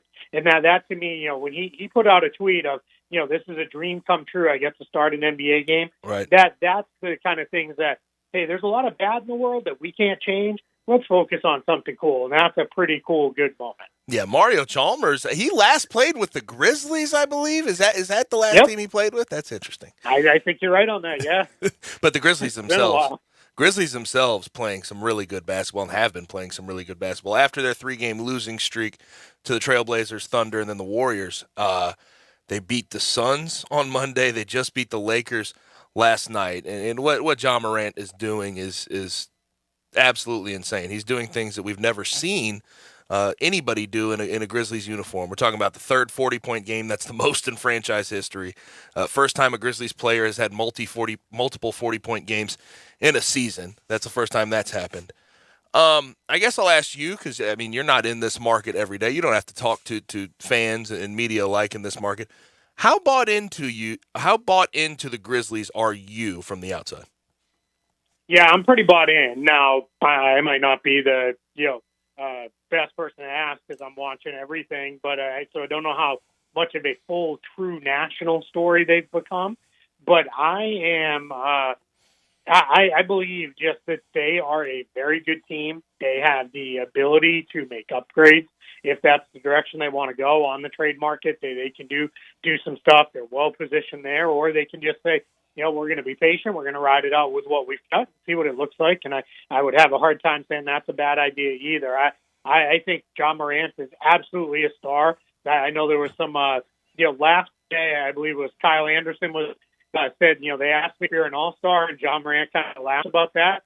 And I think he's right to laugh about that. He absolutely should be an all-star. There shouldn't be a question about that. I think he should be in the mix to start the all-star game. I think he's been that good, in considering some other guys have missed quite a bit of time. So I think he should be in that mix. I'll be extremely disappointed if he's on the 12 Western Conference all-star. So, yeah, I think they're really good. They're not on the Utah level or the Phoenix or Golden State level, but that's okay. This is a team that is in kind of upward trajectory versus plateauing towards being a contender. There's still room to grow and room to come for them. With John Morant, I think most improved player, without a doubt, is when we're talking about awards, accolades at the end of the year, that's the one that he's most likely to win if he's going to win one. Where do you think he fits into a possible MVP conversation, though? Yeah, that's a little harder because there's two things working against him there. The depth of the known names is pretty good at the top this year with Steph, KD, Giannis. Even if they can start winning, again, Nick Jokic to put in just a ridiculous season that's going a little overlooked because the Nuggets haven't been very good. But I think when you start, if we take that out of the mix, I think where we focus is, can he snag one of those All-NBA spots? It's a tough guard line to crack because there's a lot of really good guards out there. But he's not out of the mix for that. Right. And that, to me, is, while winning MVP would be really cool, getting an All-NBA nod is absolutely huge. Yeah. And when we do it on this current guard line, that is absolutely massive. Yes, and it'll definitely say all NBA teams. How do you feel about that sort of being connected to contracts and how max contracts are divvied out? I hate it. I absolutely hate it. I don't like, as a member of the media, I don't like anything that me and my brethren do as far as voting for awards being connected to any kind of contractual things where players can earn more money. I mean, at the end of the day, we're people who watch basketball games, and I'd like to think most of the voters are very educated and are locked in and are really doing things the right way. But every year we see really things like, well, I voted for this guy for defensive player of the year because he had the most rebounds, and it's like, what are we doing? This is not this is not a thing. This isn't how this works. And now it'll be in 2022. And that part I really don't think at all. I don't necessarily have a better solution because I don't think putting it in the hands of letting players vote or anything like that makes sense, or even coaches, because then you're going to have reasons to vote for a guy or to not vote for a guy. I don't have a great solution, but I really don't like that part of it. Yeah, and I think a lot of people would be on board with what you're saying. Having any type of money going into these guys' pockets based on media opinion is a little weird to me, but it is the process we go through. Now, the Grizzlies sit at 4th in the Western Conference, ahead of the Nuggets, Clippers, Lakers, Mavs. Trailblazers have really never got it going. Trailblazers sitting at 12th. Of those teams behind them, who do you think has the opportunity to sort of turn it on as we get to the back half of the schedule? Yeah, that's a good question. I think Denver clearly does. They're starting to play a little bit better now, and if they get their guys back, at least some of their main guys, Aaron Gordon, Will Barton, and Dennis Murray can come back, and everything is leading towards we're going to see him sometime in the spring. He's going to show up. They're going to be really tough. Let's see what happens with the Clippers. I'm very curious to where do they go with the Paul George injury? Is he really back in 3 or 4 weeks, or does that turn into something that's longer term? Does Kawhi Leonard get stuck or not? I think they're going to be tough. Dallas, it's one of those teams. There's a lot of teams where you kind of look at the record, but boy, that's underwhelming. But then you look at, oh, wow, I've had a bunch of guys out and those kind of things, and you start to think, all right, a little bit better health, still play better in the second half. And then, of course, who knows what we're going to get out of these Lakers? Yeah. It's been to this point, it's been complete mess. The pieces don't fit. It's really kind of wonky the way these guys have come together. So I'm not sold at all that we're going to see them get to that level. But on the flip side, it's LeBron James, and every time I count out LeBron James, I end up being the one who looks dumb. Yeah, it's just sort of what we've seen through his career. It's just who he is and how he has always operated. It's interesting. But Russell Westbrook, watching him last night, some of the plays he makes in late game situations are just so concerning. He's out of his prime, no question. But I thought that match would make sense because of AD's injury history, and replacing that production we've seen with AD out was always the issue. LeBron by himself nowadays is tough, but Russell Westbrook has not really filled that void. No, he really hasn't. Everything we thought that could be weird and go sideways with that fit for him on that roster has gone weird and gone sideways. Yep. It's just been really messy. His lack of a jump shot late in games makes it, in a lot of ways, very easy to defend him. Teams, we see it now. Teams are playing 5, 6, 7, 8, 9, 10 feet off him at times and basically saying shoot, because it used to be that was a risky proposition because he was so athletic that you play off him and get that head of steam of a couple steps and a couple dribbles. You weren't stopping him anyway. And now his finishing at the rim has really gone away from him. So there's a lot of things there where you look at it and say, boy, this is not where you want to be. And what's really tough if you're a Lakers fan is LeBron's playing great. Yeah. He's putting up numbers that look like prime time LeBron, and it looks like he still has it, but without Anthony Davis, without Russell Westbrook, and then the rest of that roster and those weird fits, it's been really tough for them to get any kind of traction this season. And Keith, you made a point last week when we were talking about LeBron, and yes, he's playing really well. He's scoring at a high clip. He's doing things, but the pace of the game doesn't allow him to do what he used to do on both ends of the floor. He's just getting worn out way earlier in games, and trying to lock down on defense late in games for him is tough. You certainly think at any point with the amount of talent they have on that roster, they can turn it on, especially when AD comes back. But the way they've played, I wouldn't count on it. Now, talking with Keith Smith at Keith Smith NBA on Twitter. In the Eastern Conference, the Nets have finally made the decision, and Kyrie's going to come back. He's out of COVID protocols. He'll play away games. What do you think of that decision?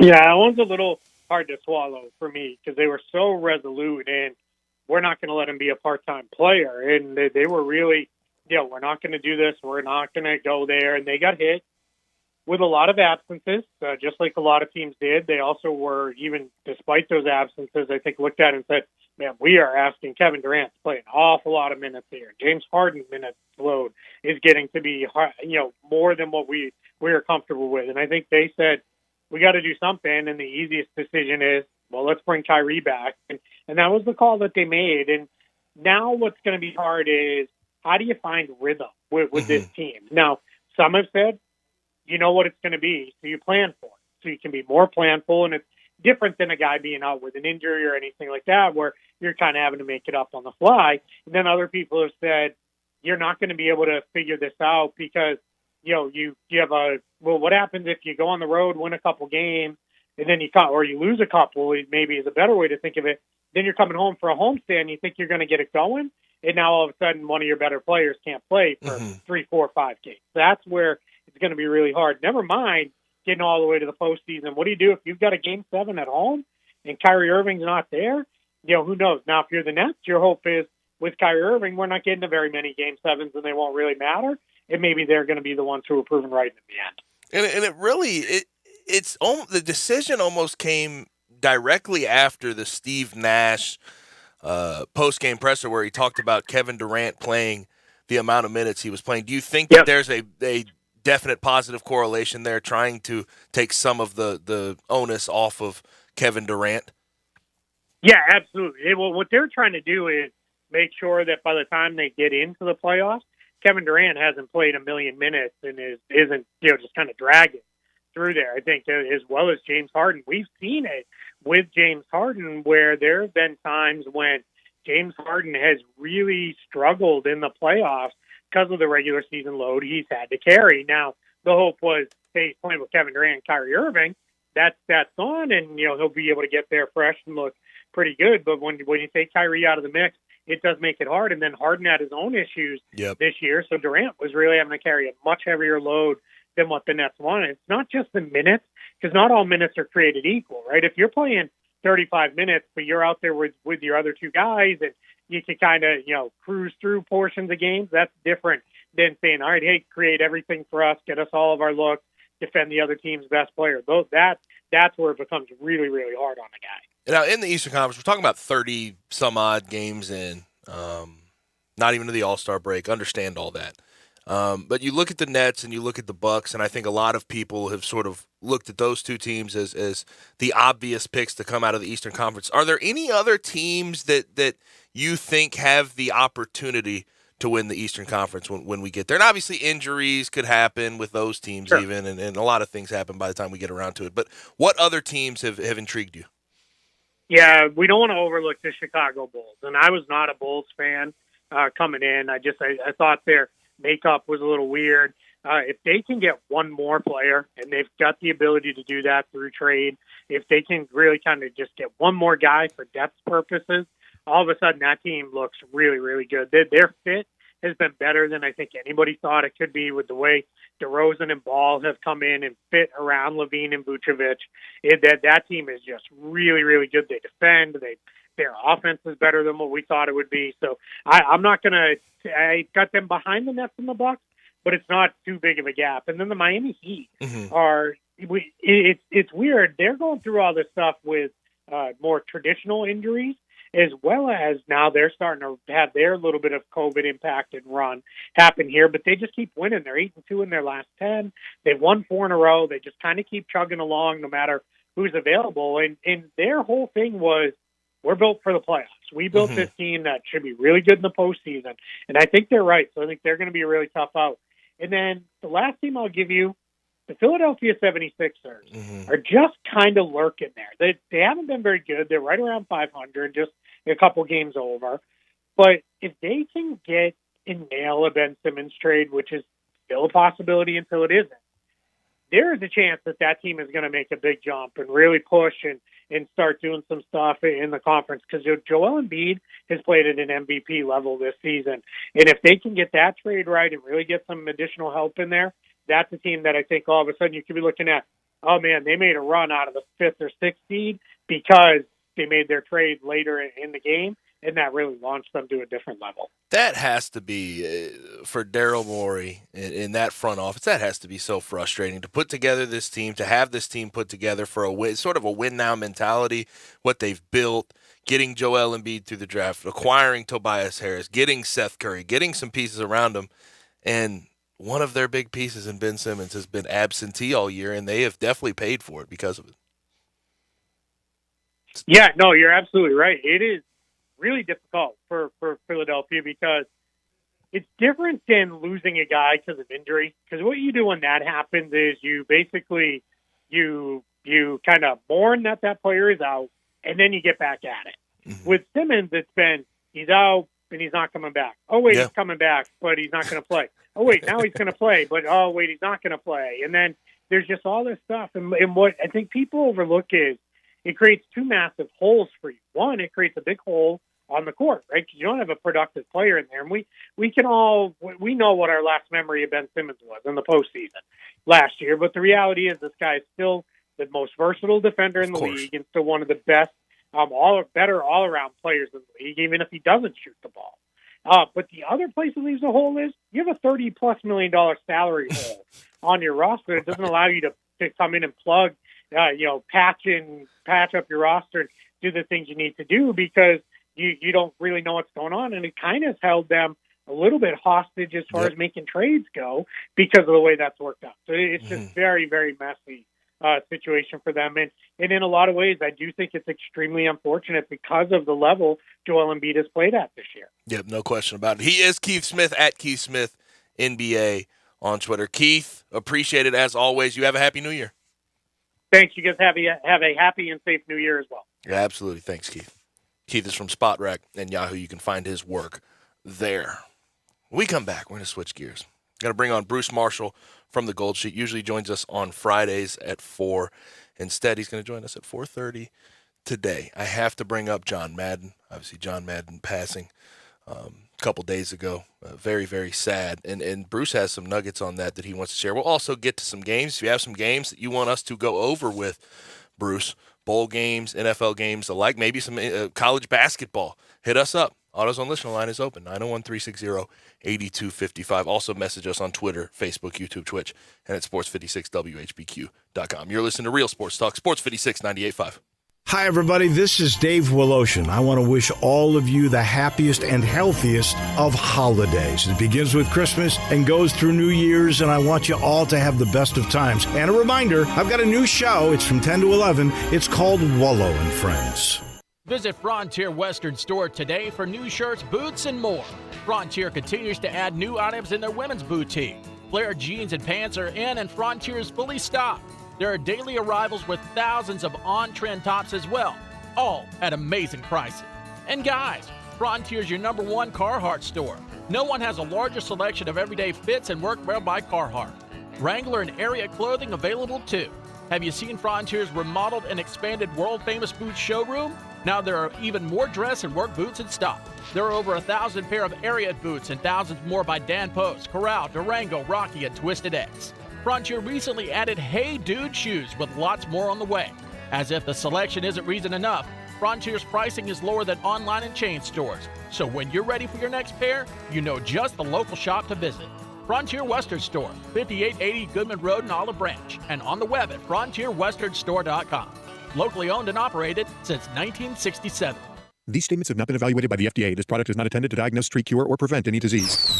My friends, this is your year, especially in the bedroom. Blue Chew can help give you the confidence you need. Sign up at BlueChew.com. Meet online with a licensed medical provider, and if approved, boom! Get a free month supply of Blue Chew's chewables with the same active ingredients as Viagra or Cialis. Just pay $5 shipping. Go to BlueChew.com and enter the promo code WIN for your free month supply. BlueChew.com, promo code WIN. Welcome to Triumph Auto Sales, where you'll have a great car buying experience. Triumph Auto Sales is your #1 source of quality pre-owned vehicles ranging from lease returns to new car trades, all at huge savings. Plus, Triumph has a full array of financing options to meet your needs. Find your next car online at TriumphAutoSales.com or stop in today at 4875 Elmore Road. Triumph Auto Sales will help you get the vehicle you want at the price you need and the service you deserve. For a great car and a great experience from a local and family-owned business, visit Triumph Auto Sales. Belly Acres' motto is City-Fied Farm Fresh. The goal is simple: provide a fun, unique farm-to-table experience for the whole family. 2 great locations, Regalia at 6130 Poplar and in Overton Square at 2102 Trimble Place. Overton Square hours Sunday through Thursday 11A to 9P, Friday and Saturday 11A to 10P. Regalia Sunday through Thursday 10:30 a.m. to 9 p.m. and Friday and Saturday 10:30 a.m. to 11 p.m. Signature burgers are made from 100% grass-fed beef. Sandwiches, salads, and the best milkshakes anywhere. The burgers, so good, like the Daria or the Double Daria, and the melt in your mouth. And you have to try the Voodoo Moo Moo. It is the quality brand the Belly Acres team has developed using grass-fed beef with creative homemade toppings in a fun farm setting right here in the city. The goal at Belly Acres, to become even more sustainable as they grow. In Overton Square and in Regalia, the very best quality available in Memphis, burger shakes and smiles at Belly Acres. A good friend of mine told me about this awesome place for lunch. Oh, yeah? What's the name? Neil's Grill and Bar, where the fat man rocks. Everybody knows Neil. Where's it located? It's located in Yorkshire Square off of Quince. And what's it like? The best lunch place in Memphis. You know, like real mashed potatoes and gravy. Everything is made from scratch. Monday through Friday, daily lunch specials like Monday, baked chicken, Italian Tuesday, spaghetti, ravioli, Italian spinach, delicious fried catfish, fried chicken livers every Wednesday, Friday, Salisbury steak, barbecue chicken, or if you just want a vegetable plate, the best veggies in town. What about the lunch price? Meat and 2 veggies, $7.95. Meat and 3 veggies, $9.99. And veggie plate, $8.95. Big fat boy portions, man. Hey, you're making me hungry. Come hear the best live local music at Neil's. Eddie Smith plays Sundays 5 to 9, Mondays karaoke, Tuesdays Debbie Jameson, Wednesdays Elmo and the Shades, Thursdays John Williams and the A440 Band at Neil's. Where the fat man rocks. Now, back to Sports Time on Sports 56. Here once again are Brett Norsworthy and Gabe Kuhn.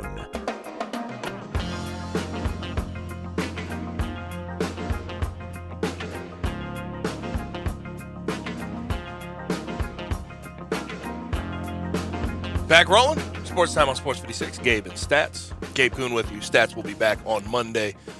AutoZone listener line. Questions, comments, concerns. 901-360-8255. You can also watch us live and message us on Twitter, Facebook, YouTube, Twitch, and at sports56whbq.com. Quick update on the Music City Bowl. Tennessee up 28-23, but Purdue is threatening. Second and goal from the Tennessee 8 right now, as Aiden O'Connell, Jeff Brom and company are trying to take the lead. We're going to go ahead and bring in our good friend from the Gold Sheet, Bruce Marshall. Bruce, how are you? Happy New Year, Gabe, and that's a good game they got going on in Nashville, though. Yeah, it's hard to, but with the bowl system and how it's playing out, I mean, betting on it has just been so tough. I mean, it really has. It has. I mean, it's tough enough anyway, and then they throw in some of these other things at us. I think the early game today was a real indicator, and it was sort of hard to figure beforehand. Although we actually picked North Carolina in that game, though I regretted it. Mm-hmm. But you saw two teams. I mean, one team wanted to play today. Yeah. And one team didn't. And North Carolina just didn't show up. And South Carolina certainly did. And I wonder what that bodes for North Carolina in the future here, because this was never supposed to be a long-term thing with Mack Brown coming back. Right. And this season was a major disappointment. And they didn't show up today. And I would not. I haven't even heard any rumors like this, so maybe I'm just starting one myself. I would not be surprised if Mack hangs him up. Yeah, because it's not. This isn't what it was supposed to be there, and it would be better for North Carolina to start from scratch, because this is once a guy comes in like that and they have a little burst early and an older guy, but then they dip. They usually don't recover. So we'll see. And Shane Beamer on the other side, really good first year for him, and having Spencer Rattler come in next year, they could be a nice sleeper team there in the SEC. Yes, they could. I mean, they're looking like maybe a possible team next year in the SEC East. And by the way, Purdue just scored here on a nice pass, so they've gone back ahead. This one looks like it's going to go back and forth. But South Carolina could, and there's and that's the thing. I mean, South Carolina was playing hard all year, and they had all these quarterback issues, but maybe Rattler settles that some next year, and it looks like this might work out pretty well. Those people at Virginia Tech might be wondering, if they maybe should have, waited around or got Shane in there last year, although I'm not sure if he wanted to succeed his dad there. But he looks like he's a winner there at South Carolina. Yeah, and my former coach at Virginia Tech, Justin Fuente, that program is in not a very good spot. Brent Pryce got an uphill battle. There's no question about it. Now, we're going to get to the games. We're going to get to bowl games, NFL, maybe some college basketball. But you sent me this note the other day. Obviously, John Madden passing a couple days ago at the age of 85, leaving a hole in sort of the NFL and the football community in general. But we are losing the last remaining AFL head coaches. We are. The last one who's left now is Joe Collier. And he was in Buffalo. They called him Joel in those days, but he took the L off. 66 through 68, he succeeded Lou Saban there, and then they fired him in 68. He ended up hooking up with Saban again in Denver in 69 and stayed in Denver through John Ralston, through Red Miller, Dan Reeves, and was an iconic defensive coordinator in the league. But he's the last remaining AFL head coach. He was only 34 when he got the job in 66. Mm-hmm. So he's 89 now. And he's the last one left after Madden passes away. On the NFL side, we've only got 3 of them left from the 60s, and that would be Joe Schmidt from the Lions, who's also a great player, Hall of Fame player, obviously, Bud Grant, Minnesota, and Charlie Winter, who's now 97 years old. He was a coach for the Cardinals, 66 through 70, and then he became the Jets coach after his father-in-law, Weeb Ewbank, retired in the 70s. But the note that I had there was, I mean, in the old days, you used to have guys like Winter who were coaches, but who had fought in World War II. Right. I mean, in Winter's case, he flew a B-17 bomber, was shot down German POW camp, survived, lived to tell about it, became a coach. And there were other guys when I was growing up. I mean, Warren Spahn, baseball, he fought in the Battle of the Bulge. DeAndros, great football coach at Oregon State, fought in Iwo Jima. So big difference between some of these. Yeah. I call them brats now. I mean, it's Sean McVay and the Matt LaFleur types. I mean, these are the guys who are coaching now, and they're not. I kind of liked it when we grew up. We had these guys you really looked up to, like Charlie Winter, who were the coaches in that era. I mean, even when you look at players back then, nowadays, we have guys that, it is a nice lifestyle nowadays to play in the NFL and earn that $1 million check. Back in the day, you had guys had to have second jobs. They were, trade workers on the side. I mean, the game of football and where it's come and since, John Madden started coaching, I mean, it is insane. It is, and the one Madden story I thought was real illustrative about him. Just for real quick, I'll tell this, and nobody's repeating it now. And Madden didn't tell this story. This is told by Darryl Stingley, who ended up passing away years later. Of course, we know the tragic injury he suffered.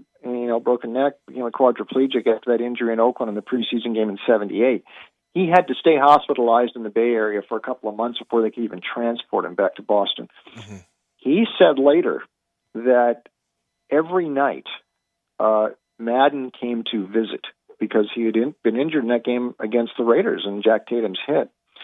Madden came every night, he said, to visit with him. Even when the Raiders had a road game, they'd fly back Sunday night, he'd go right to Stingley's hospital and kind of go over the game with him. And Stingley said, I don't think I could have made it through without Madden. He said, I love the man. He said, for what he did.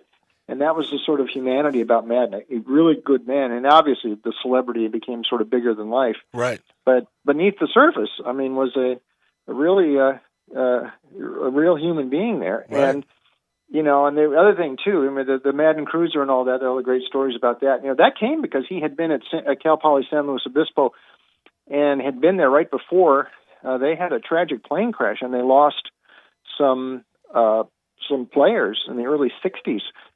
Ted Tollner, by the way, the coach, was on that plane and survived, but Madden knew a lot of those guys, and he was scared to fly ever since then, and that's why he never liked to fly, and he, for a while, took trains, and then they figured out, let's do the bus, and that became his thing, and I just realized this now, that started because he was loaned, they couldn't get him on a train. Dolly Parton's tour bus was available, so they let him take the tour bus back home. And he said, "Hey, this is a good idea. Let me get my own bus like this." And so that's how the Madden Cruiser thing started. What do you know why he ended up retiring so early from coaching? He retired in his early 40s.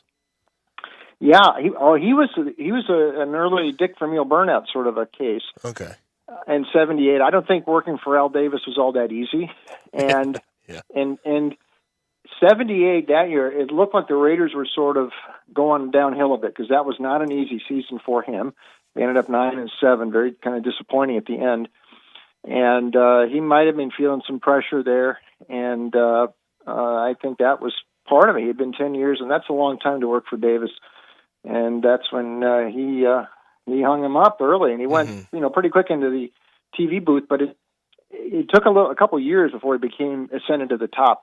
With the team with Summerall, and then he did commercials, of light beer commercial and everything else. So he became that was a better fit for him, and he figured that out pretty quick. Yes, it was definitely a big fit. I mean, it was fantastic. And it's just interesting, too, for guys my age, still knowing him through the video game and knowing his name. Just his name is synonymous with the NFL and football, and it will be like that for a long, long time. Now, always going to be a tough transition when we're talking about just losing a legendary figure like that in football. But we got to get to some of these bowl games. We'll sort of go in order. Tonight we have the Peach Bowl. Pitt is going to be without Kenny Pickett. I was interested to see this line. I don't know how you feel about it, but Michigan State only 3.5-point favorites with that being the case. I know Kenneth Walker is going to be missing too. But Michigan State really has been good all year. Yeah. I'm picking really too. Now, I know Pickett's not there, but everybody else is there. Patty, the quarterback, only threw a handful of passes this year, the backup. But he's got all the receivers and runners there. Next year it'll be Keaton Slovis, the USC transfer. Yep. So It seems like a good fit, too, in itself. Yeah, that should be fine. But the thing about Narduzzi, I mean, and by the way, there's a connection here, because he had been at Michigan State for Mark D'Antonio, who was his defensive coordinator for 7 years before he took the Pitt job. So there's a connection to Michigan State for him. But he, his defense, second nationally in sacks behind only Oklahoma State. They're going to come after Peyton Thorne. Not having Walker, I think, might be an issue if Michigan State can't replace his. Now, he was exceptional, what he did. And a lot of the runs Michigan State did with Walker were Walker making it happen. And they're going to miss him in this game, I think. So I wouldn't be surprised if Pitt wins, although, plus 3.5, I think it might be a lower scoring game that we look at this thing a little bit more. It's going to be a defensive battle, but I was really impressed with what Narduzzi did this year. And I thought Michigan State was a little, they were sort of exposed late in the season like that. A little bit lean to Pitt. We had it 27-24 in the gold sheet. I think we better pull the score down a little bit from that, because I don't think they're going to score that many points tonight. The opt-out, I thought the Kenny Pickett opt-out was bizarre. The one that really sort of struck me, though, is the Ohio State opt-outs in the Rose Bowl. Is that a little jarring for you? A little bit, I guess, just because in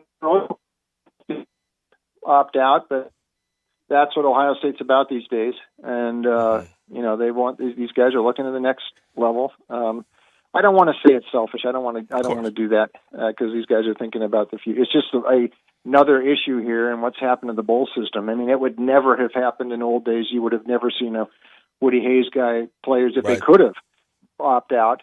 But I think that's the sort of guys that got at Ohio State. Olave is a big miss for them here because, I mean, he really gave Stroud that downfield threat. And they've got other guys too, but I mean, those are some primo guys that they've got out. And that, I don't think, helps Ohio State for this game. And it sort of fuels what we think about Utah in this game as well. Only want to ask about one more game outside of the college football playoff because of opt-outs and COVID and everything else. Baylor, Ole Miss, Sugar Bowl on New Year's Day. Ole Miss, 1.5-point favorites. I haven't heard of anything crazy going on as far as COVID is concerned, but two coaches who have built these programs up. Yeah, and Lane, they're pretty happy. Jimmy Sexton got him a nice. So 7.5 million reasons to smile a year for Lane. Give Matt Corral credit for sticking around for this game because there's a lot of guys like Pickett, bailed out. Corral's probably going to be the first pick, could be the first quarterback taken in the draft, but he's sticking around. I think the deal in this game, I think it's going to be a lower scoring game, so I like it under. First of all, I think Ole Miss probably wins. We had a 31-22 for Ole Miss, and we think it's going to probably go under as well. I think that was more of the story this year for Ole Miss. I know they talk about Corral and all, but they slowed the pace down some. Last year they were just going too fast, but DJ Durkin's defense was a lot better than last year's defense that Lane had, and some of the transfers fit in. And we know Aranda Baylor's got some tough defense too, so I think this game's probably going to go under, but I lean to Ole Miss. Bohannon, by the way, is probably back at quarterback for Baylor. He missed the last couple games. The freshman filled in pretty well, Chapin, but they're probably back to Bohannon in this game at New Orleans on New Year's. Yeah, and it's interesting, too, with Ole Miss. Ole Miss, a lot of people think of them as sort of with a Lane Kiffin offense throwing the ball. If they can get that run game going, it could be interesting. Could be a good game. Cotton Bowl, Alabama, Cincinnati, sort of the one everybody wants to see because of the group of five representative in Cincinnati. Alabama, 13.5-point favorites. Can they cover? They can. I'm not super confident they will, although we did lean that way. Because I think Cincinnati will have to play from behind in this game, and that's something they haven't had to do. Cincinnati belongs here, I think, in this season. Yeah, I think they can definitely make case they're a top 4 team. We saw them in the Sugar Bowl last year. I mean, they could have beat Georgia. I mean, they were up 21-10 in the fourth quarter. It was a 53-yard field goal, last 2 seconds, 3 seconds, whatever beat them. So I think they're here, but I mean, they usually haven't been playing from behind. And I think that's sort of the key. If in the first quarter this thing is closer with Cincinnati's ahead 7-0, that might be a plus for the Bearcats, be a big plus. And I would also caution that Nick Saban does not have a great point spread record. Not terrible, but not great in bowls and playoffs. I think it's 6-8 the last 14. They did not cover the Notre Dame game last year. They did, of course, blow out Ohio State. But even with Mechie out, I think they've got enough weapons. They can stretch the field. And if they get ahead here, I think Ritter's going to have problems playing catch-up. So we had a 38-20 Alabama. I don't love it, though. But I do lean to the Tide. I always get a kick out of how Nick Saban has all of his players believe that they're underdogs. The Will Anderson Jr. Sort of clip. That always crazy. And Bryce Young at the Heisman ceremony saying, "No one ever believed in me. You were number 1 overall recruit, Bryce. I mean, come on." Right. But that's how Nick Saban does it. That rat poison. He doesn't like getting that involved with his program. Now, Michigan, Georgia, 7.5-point favorites, pretty big. I would imagine the total, I don't know what play would be there, but 45.5. What do you guys have? We had Georgia, although I hear the Michigan arguments here, and I guess this is just my own thought this year. I still think, and Michigan should be here too, and so should Cincinnati in the other game. But my thought is that Georgia and Alabama were just a couple of notches above everybody else this year. Mm-hmm. And I don't necessarily want to dump on Georgia too much. For the Alabama game, they were ahead in that game, and they eased up, and all of a sudden started to snowball. But I mean, they had Alabama. That was a kamikaze effort. They had to win that game to be sure to get in the Final Four. Georgia didn't. What I like most about this game for Kirby, from what I'm hearing down there, he's not. This talk about JT Daniels. No, he's going to go with Bennett, and Bennett's the proper guy. This offense, I mean, they scored 39 points per game this year. It wasn't all offense. I mean, the defense scored some too. This offense is better than people think. And we had talked about Georgia and the defense and Jordan Davis and all those guys. I know they're great. Bennett ain't bad, and his mobility is going to come in handy here because Hutchinson and the Michigan pass rush, which is pretty fierce, are going to force him to move. But he can move. But I think the defining matchup, Gabe, here is going to be, I don't think Michigan is going to run against these guys. And McNamara is better than I thought he was, but he's always had the running game working to a certain degree this year. Even against Michigan State and Wisconsin, who were the two of the tougher rush defenses they faced, they still ran okay. They may not be able to run at all in this game. And if Hawkins and Corum can't get going, and I think that's what might happen, I think Michigan's in a heap of trouble here. 31-17, our score forecast for Georgia.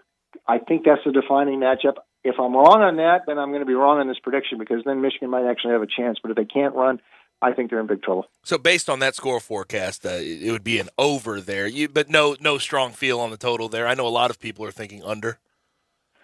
No, I'm a little leery on the unders in some of these games, just because the way, especially if one team gets out to a lead and then it starts going back and forth a bit. The Georgia game with Alabama, got more scoring than we thought too. So.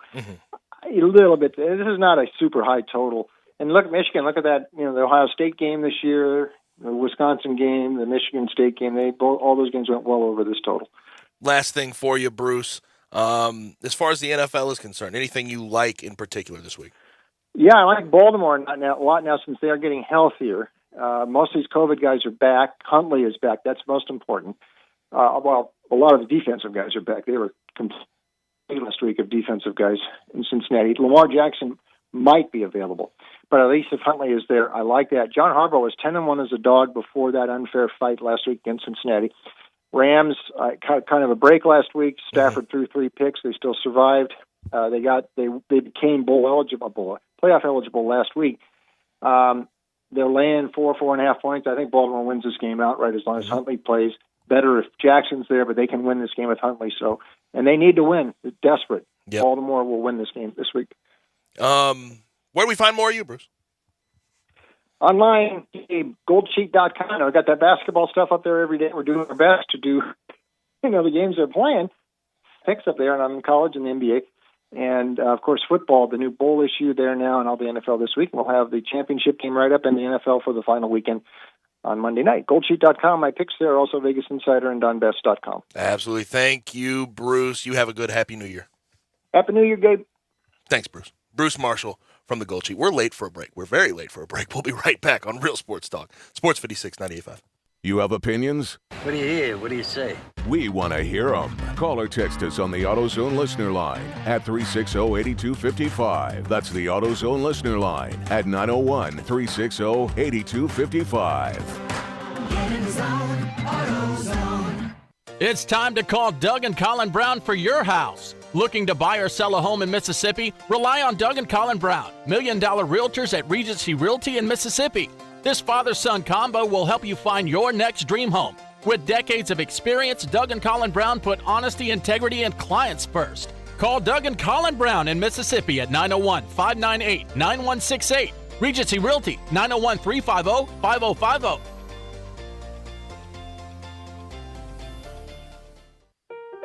Have you wanted to speak a new language but thought it'd be too difficult or take too much time?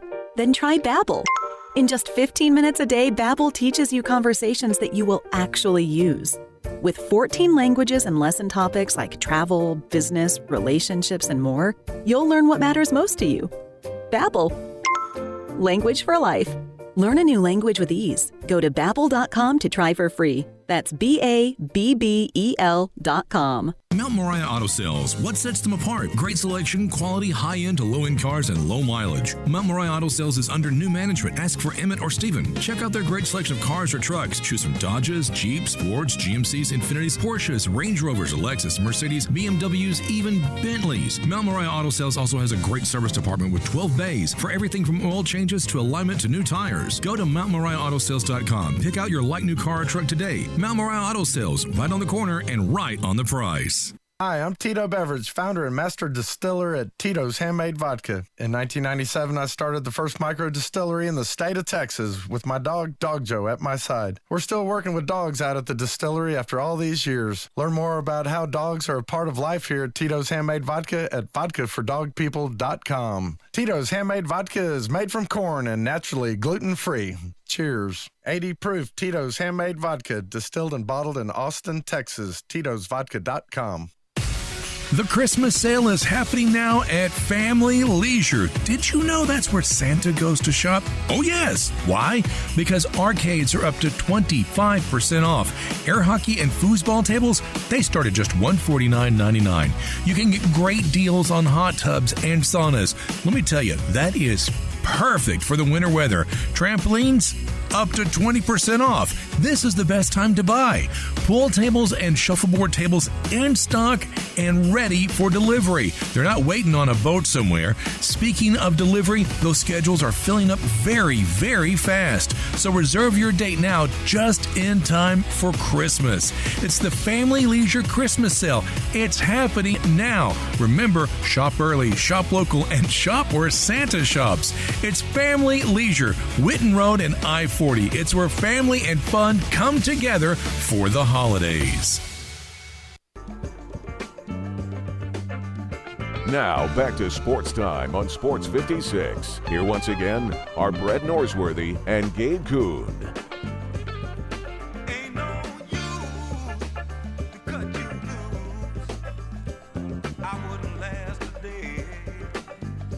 In the Music City Bowl, Tennessee, Purdue. Purdue driving up 30-28. Just took the lead. Aiden O'Connell. That's an interesting case for me. Aiden O'Connell, you know, he used to be. It actually looks like Tennessee just got an interception. Tennessee just intercepted the ball. So 30-28. And Tennessee now possesses the ball at around midfield. Aiden O'Connell, though, I know he just threw a pick, so very, very bad timing. Yeah.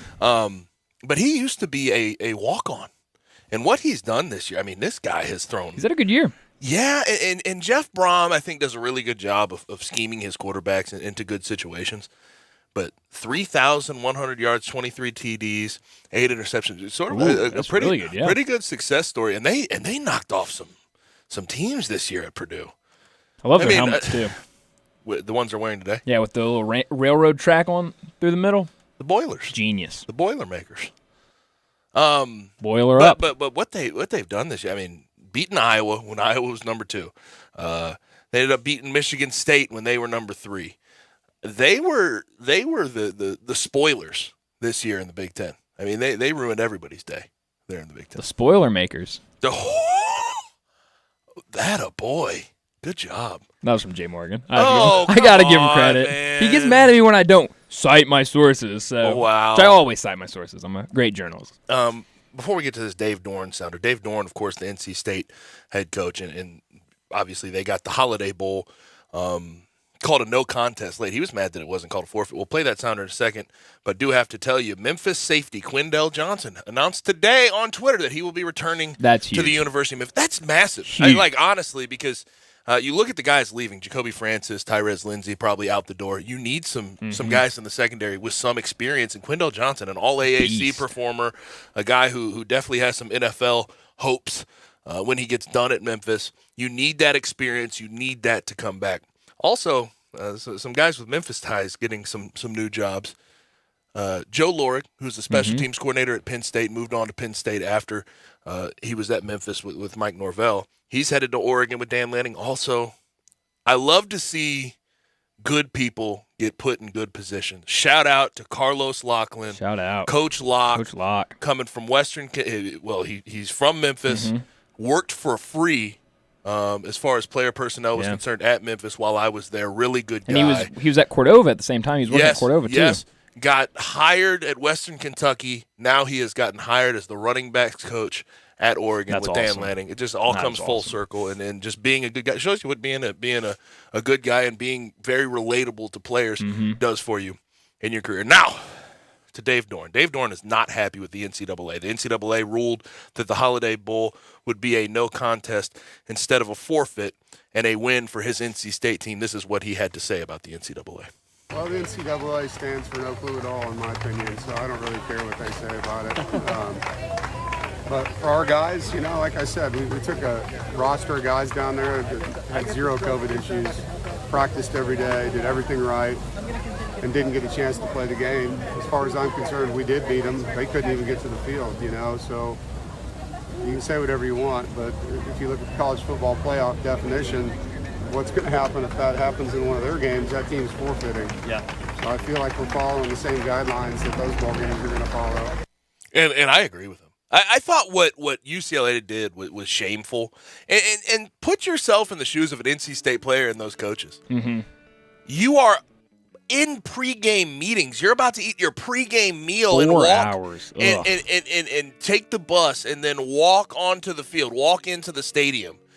And they shut you off right before you're allowed to do that. When I don't know if you remember. They were fully prepared to play that game. Yeah. That's the thing that bothers me. You get to game day, you feel like that game is going to be played, no doubts about it. Well, the similar thing happened to their baseball team when they made it to the College World Series. They had a couple positive, but still had enough guys to go, and they wouldn't let them. They made them pull out of it. So NC State, they're really getting the short end of the stick. Yes. When it comes to COVID. But I will say this. Fine, you can call it a win. I think you should call it a win. I don't think it really matters in the grand scheme of things. You didn't get to play the game. You didn't win the game on the field. It probably doesn't feel the same, but Dave Dorn feels a way about it. There's no question. That'll do it for hour number 2. Hour number 3 is going to be loaded as well. Greg Gasson from the Tigers sideline and Sports 56 Mornings will join us to start it. 5:30, First National Bank and Trust Friday football forecast. 5:45, we get to Taco Bell crunch time, and we will get to our top 5 local sports stories of the year. We want you to send in yours. You can send in 5, 4, 3, 2, 1. I don't care. Send us your favorite local sports stories of the year to 901-360-8255 at the AutoZone listener line, or you can message us on Twitter, Facebook, YouTube, Twitch, and at sports56whbq.com. We'll be back for hour number 3 of Sports Time with Gabe and Stats.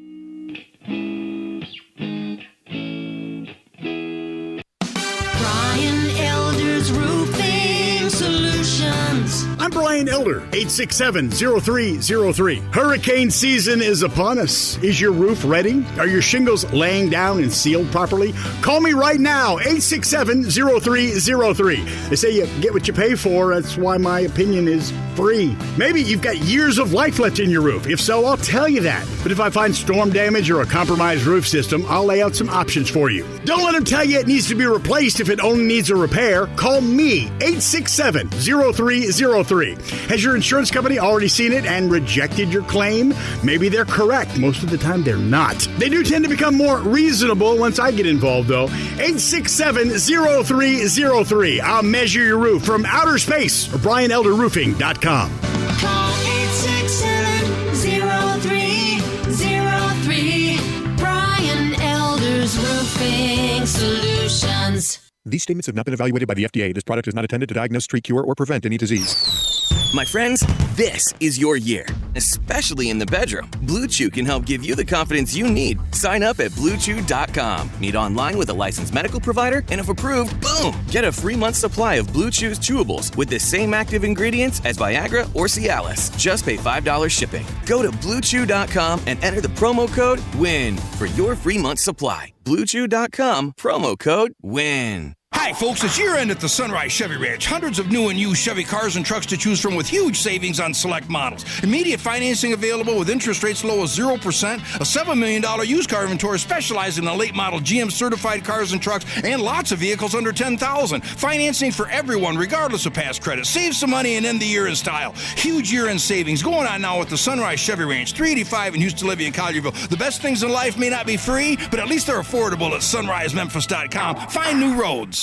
You might not know me, but I'm Zip with the ZipCat construction app. Why are you collecting leftover construction materials, Zip? I'm turning it into cash. That's easy. You can turn leftover materials into cash. Keep it out of dumpsters and help the environment. That's why they call me Zip, the construction guru. Also, ZipCat app saves you time and money. Lets you describe a job, name your price, and get a job done. That's smart, Zip. You're amazing.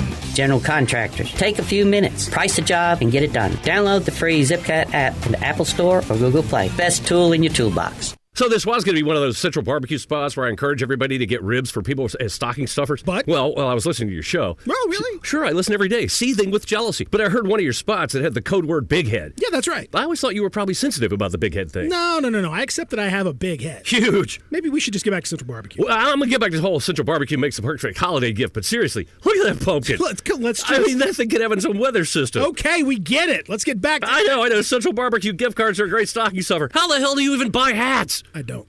Hotty toddy Ole Miss. Boom! That's a way to start it. Right open down the seam. Caught. Touchdown. Caught at the 20 by Braylon Sanders. He trots into the end zone. Touchdown. We run the silk. Corral is on a roll. He's got to the 20, to the 10, to the 5. Lane Kiffin throws his clipboard. The Rebels battle Baylor in the Sugar Bowl on New Year's Day. Kickoff at 7:45 with pregame coverage starting at 5:30 on your home for the Rebels. Catch Ole Miss Rebels football right here on Sports 56 and 98.5 FM. We are Sports 56 WHBQ Memphis and W253DF Memphis, Flynn Broadcasting Stations.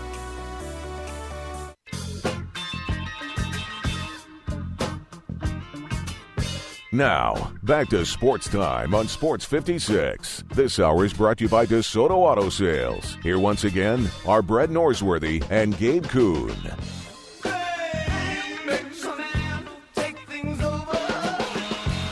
Hour number 3 is here at Sports Time on Sports 56 with Gabe Kuhn and Brett Stats Norsworthy. Gabe Kuhn with you. Brett Stats Norsworthy will be back on Monday, January 3rd after all the festivities that have to do with the Sugar Bowl between Baylor and Ole Miss. Brian Dacus, of course, producing the program, doing a great job. AutoZone listen line 901-360-8255. You can also watch us live and message us on Twitter, Facebook, YouTube, Twitch, and at sports56whbq.com. In the Music City Bowl, just want to give you a quick update. Tennessee takes a 31-30 lead off a Aiden O'Connell pick. The Vols got into field goal range, kicked the field goal. They now have the ball again after a Purdue punt. They are on their own 16. We bring in our good friend Greg Gaston at Greg_Gaston from the Tiger sideline, brought to you by South Hall Cafe, Mount Moriah Auto Sales, Mid-South Hobbies, 3A Collisions, Neil's Bar and Grill, and Wilkinson's Liquor and Wine. Greg, how are you? I'm doing good, Gabe. Happy New Year to you. Happy New Year to Brian. Happy New Year. Even though not officially until, I guess, tomorrow night at midnight, but our last show today, your last show today. So 2021 was a pretty wild year, I know, for all, but it was a good year for you, Gabe, to be able to become a part of the 3 to 6 show, and you've done an outstanding job. So I wanted to make sure I said that here with all our listeners out there. You and Brett have put together a great show with Bryant producing the program, and I've been very happy to be a part of it. The little part I play each and every week talking Tigers. 100%. I appreciate that, Greg. And it was a good year. It was a good year for me for the most part, but we still have COVID going on. There's a lot of things that are putting a damper on it to a certain extent. And I just want to start here. I know you didn't get to make the trip to Hawaii because of COVID protocols of your own. But it certainly was a bummer that the Tigers were not able to play that. Seems like it would have been a nice springboard into next season. I think the Tigers were ready to play. I think they were going to win that game. They had good practices from everything I heard. And obviously with Hawaii, there were a lot of issues. There were a lot of players that had bailed on Todd Graham. They had their own issues. Gabe, what was interesting is that I never felt that game was going to be played. I can't tell you why. I just never felt that the game was going to be played. Mm-hmm. I'm not saying that Hawaii knew this. They were trying to play the game. They were trying to do what they could. But I just had that feeling, and it's so unfortunate for the Tigers, especially for the folks who made the trip all the way out to Hawaii.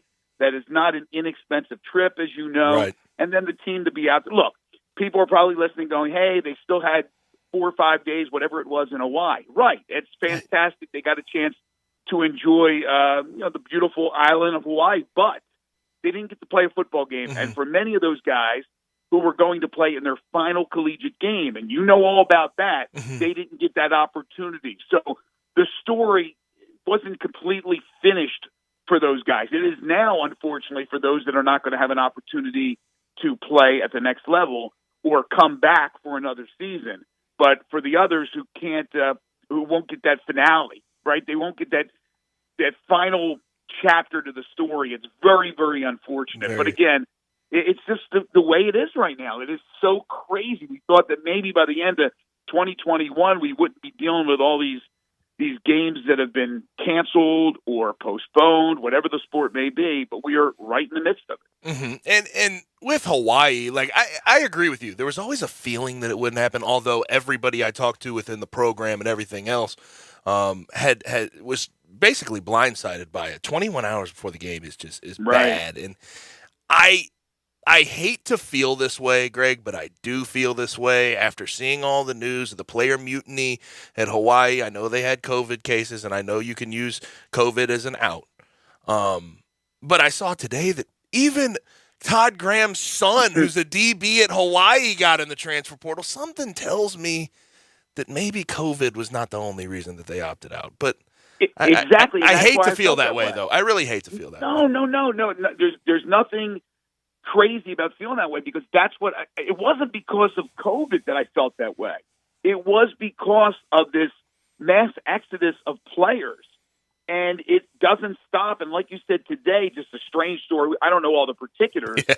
Maybe Todd told his son, there's greener pastures or what have you. But that is a weird story. His son, for those who don't know, has hit the transfer portal, so he's leaving Hawaii. But all the stories that led up to the week going into the actual game itself on a Friday was the quarterback had left. They lost their running backs. They lost player after player. That there was a lot of issues with the relationship between players and Todd Graham. I didn't even think of the COVID issue. I just thought there's a good chance this football game won't be played, and I hate that I ended up being right. Yeah, and I wonder if we're ever going to get the Twitter post from Todd Graham's son saying, I consulted my family on this. #blessed. I've decided to enter my name into the transfer. Something tells me he didn't consult his family on that one. But if Todd Graham can't keep his own son, he can't keep anyone there. Could you imagine the kid goes onto Instagram and, I just had issues with the coach. We just didn't see eye to eye. That'd be I great. figure, I'll go somewhere else where a coach sees me for who I am. It's like, I don't know. That is just a strange story. That is strange, but I've heard some stories about Todd Graham. I'll leave it at that. But good news today, though, on the Tiger football front. It looks like Quindell Johnson will be returning. How much does that mean to that secondary and whoever the new DC is coming in? That is great news. Great news.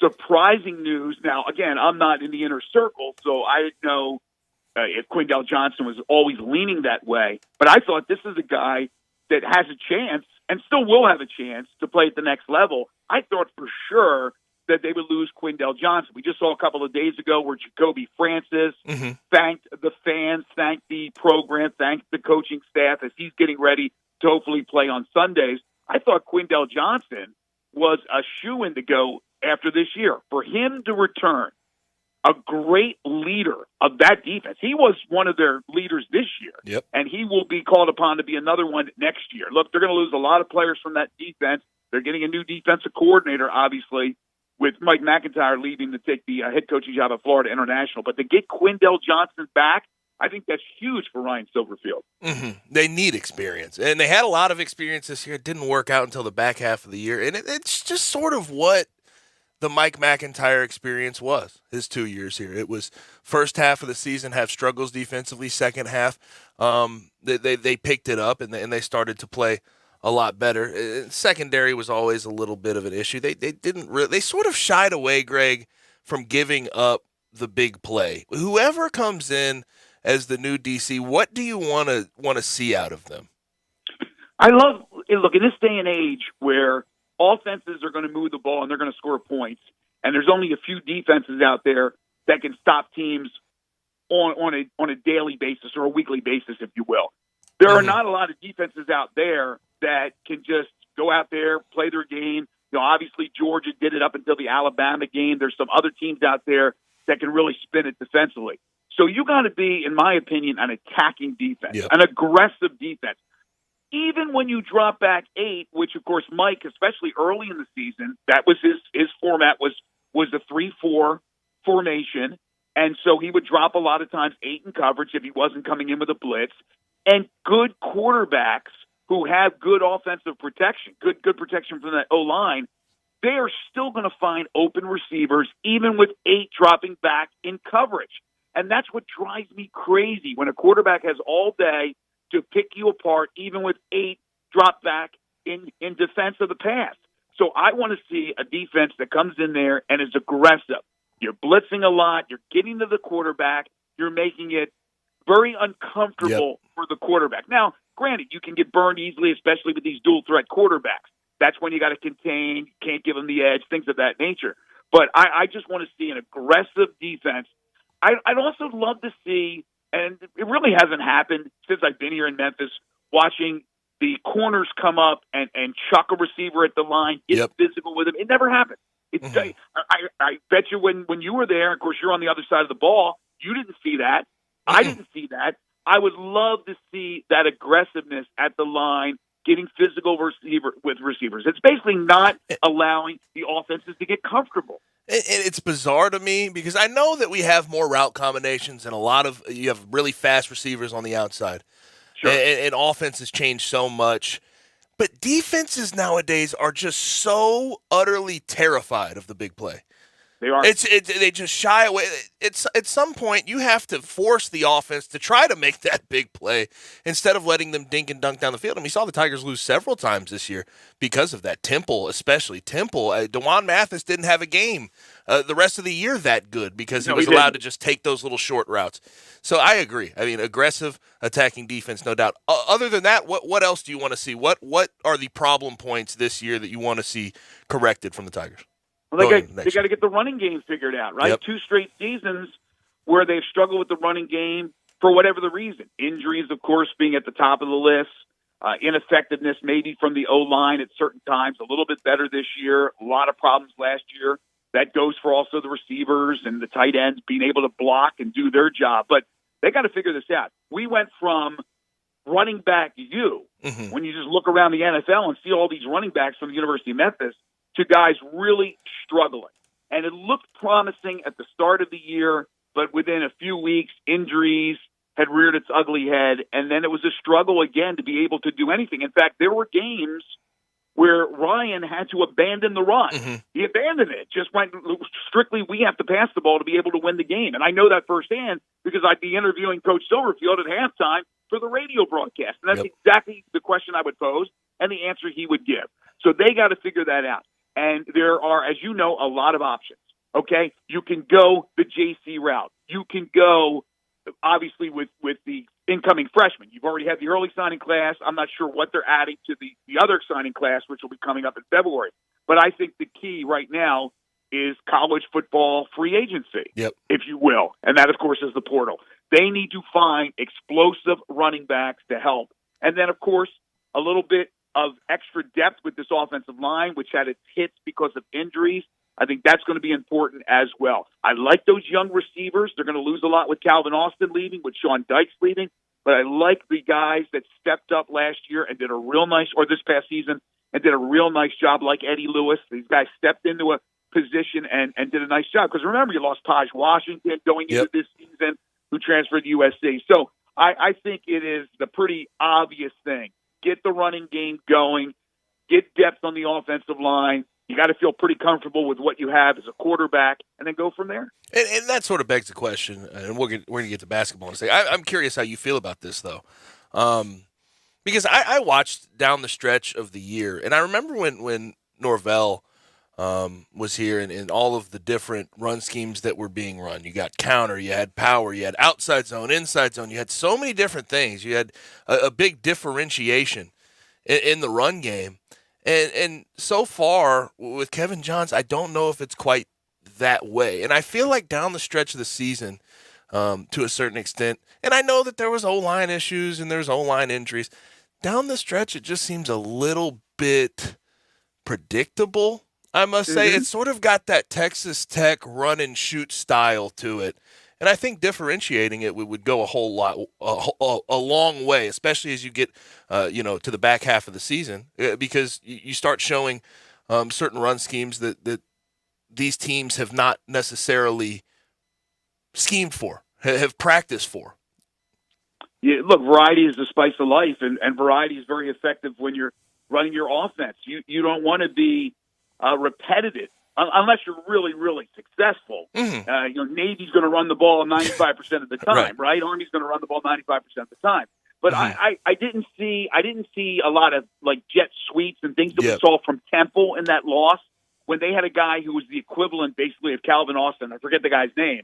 And they would run this guy on the jet sweeps, and he would get the edge, and he would turn it into a 30 or 40-yard run. I don't think we utilized that enough.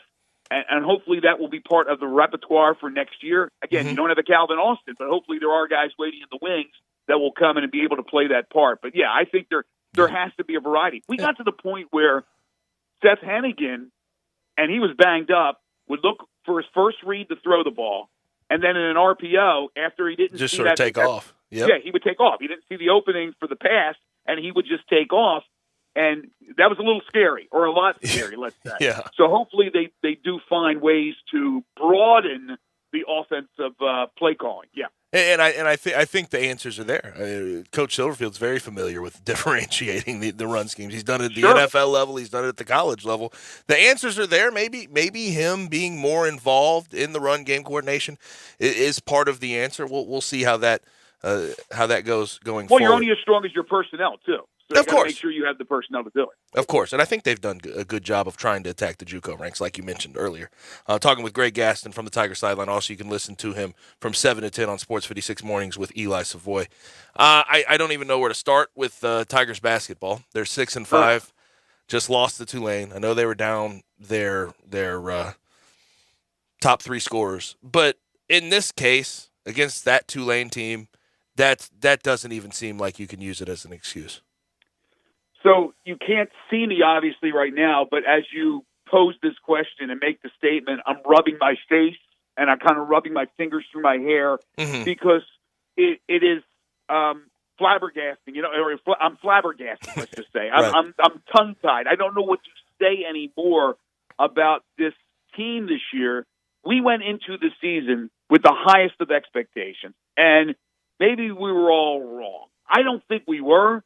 But the way it looks right now, there's no doubt that we're wrong to this point because the team is 6-5. Nationally ranked, top 10, week number 2, and then it's gone downhill since. They have a great win over Alabama, and other than that, there's chaos with whether it be the rotation, the question marks of Penny, how deep he's used the rotation, who he's used during crunch time. Obviously, the COVID issues with the team has reared its ugly head. You had an opportunity last night. I know you were missing your top 3 scorers.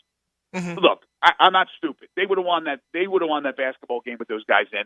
Everybody believes that, but that's not the hand they were dealt. They went in without those guys and still had enough talent on that team to be able to beat a 3-6 Tulane team that had not played in 3 weeks. But they didn't play defense the way they're capable of playing defense. They let Cook go off, the LSU transfer. He looked like the best player on the floor for most of that game.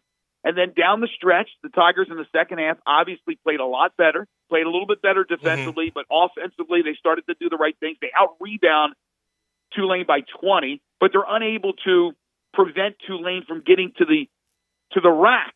So they're going down and they're scoring inside the paint, despite Memphis dominating on the boards. And they only had, I think, 3 offensive rebounds, yet they were able to score inside.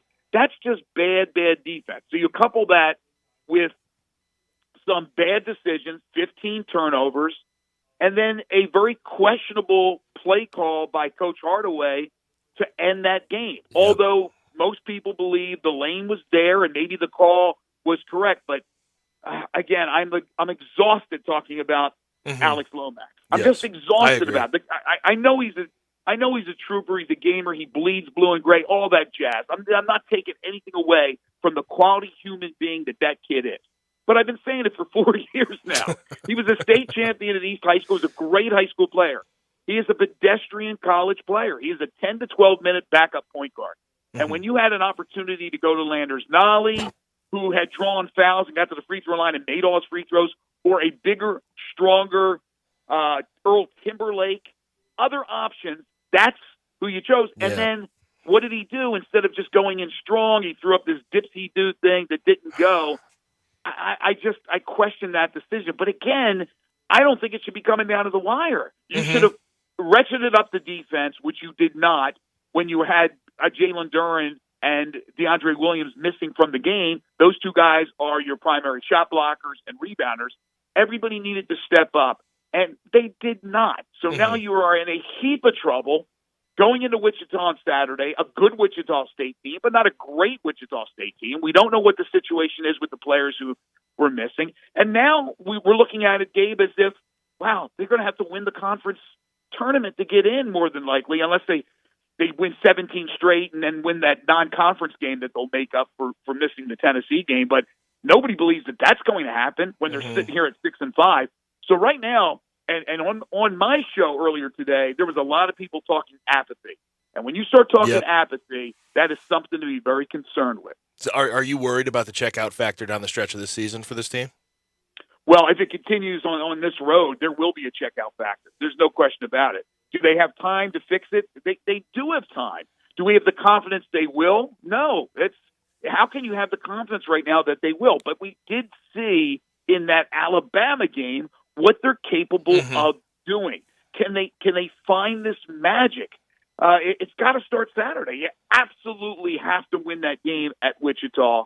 Again, a good Wichita team, not the great Wichita teams from 5-10 years ago, but still it would be a nice win on the road. You lose that game and start 0-2 in the conference and drop to 6-6 overall, Katie bar the door.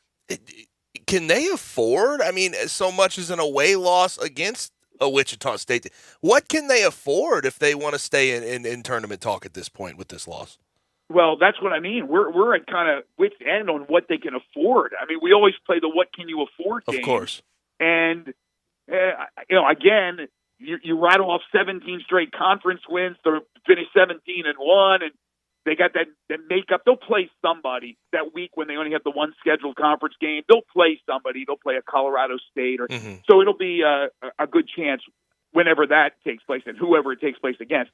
But how can we believe that that's going to happen? You're going to have to play Houston a couple times. UCF's a very solid team. SMU is really sneaky good.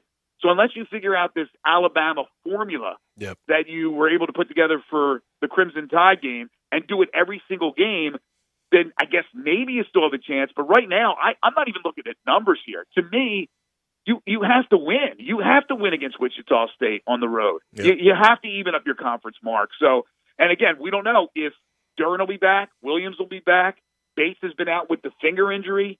Who knows? And the turn that this season has taken is it's insane. And also, I mean, I brought this up to start the show. Thinking about how we talk about Tigers basketball versus the Grizzlies right now, that's jarring in itself. We had some calls today about the changing of the guard in the city. I go, that's hard to believe. Memphis basketball has been around forever and ever and ever. And to me, when the Tigers are good, the Tigers are on a roll, it's still primo. It's still number one.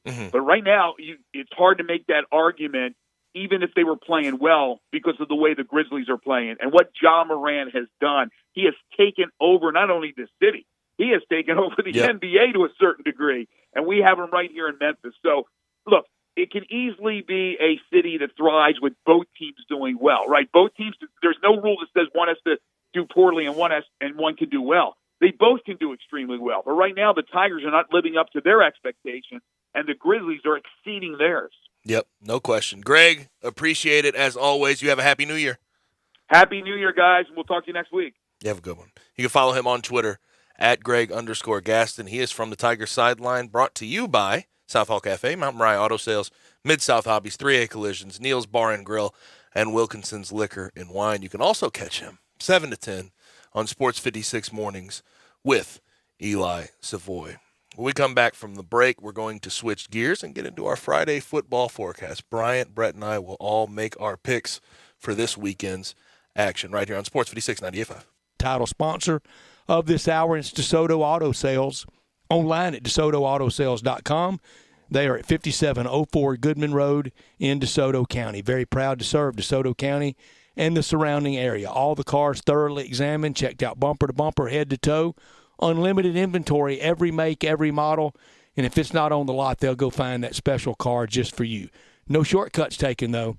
They'll treat you like family by kind, courteous employees, laid-back atmosphere, and they want you to enjoy the ultimate car experience because they know we live in a world today that time really matters. You walk in, within 45 minutes, test drive your car, credit approved, paperwork completed, and you're out of there in 45 minutes or less. It's that simple at DeSoto Auto Sales at 5704 Goodman Road, 662-890-7184. Come on down to DeSoto County for that town and country experience you've come to know, love, and trust.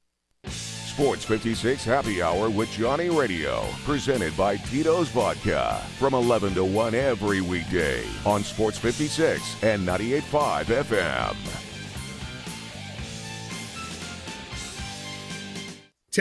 Testing? Hey, can you hear me? You can? Well, if you enjoy hunting or shooting, how important is your hearing? If your kids hunt and shoot, how can you protect their hearing? Well, the guys at Tactical Guns and Gear in Collierville can get you set up with a silencer for your rifle, handgun, even your shotgun. I promise they'll get you on your way to a much more enjoyable shooting experience.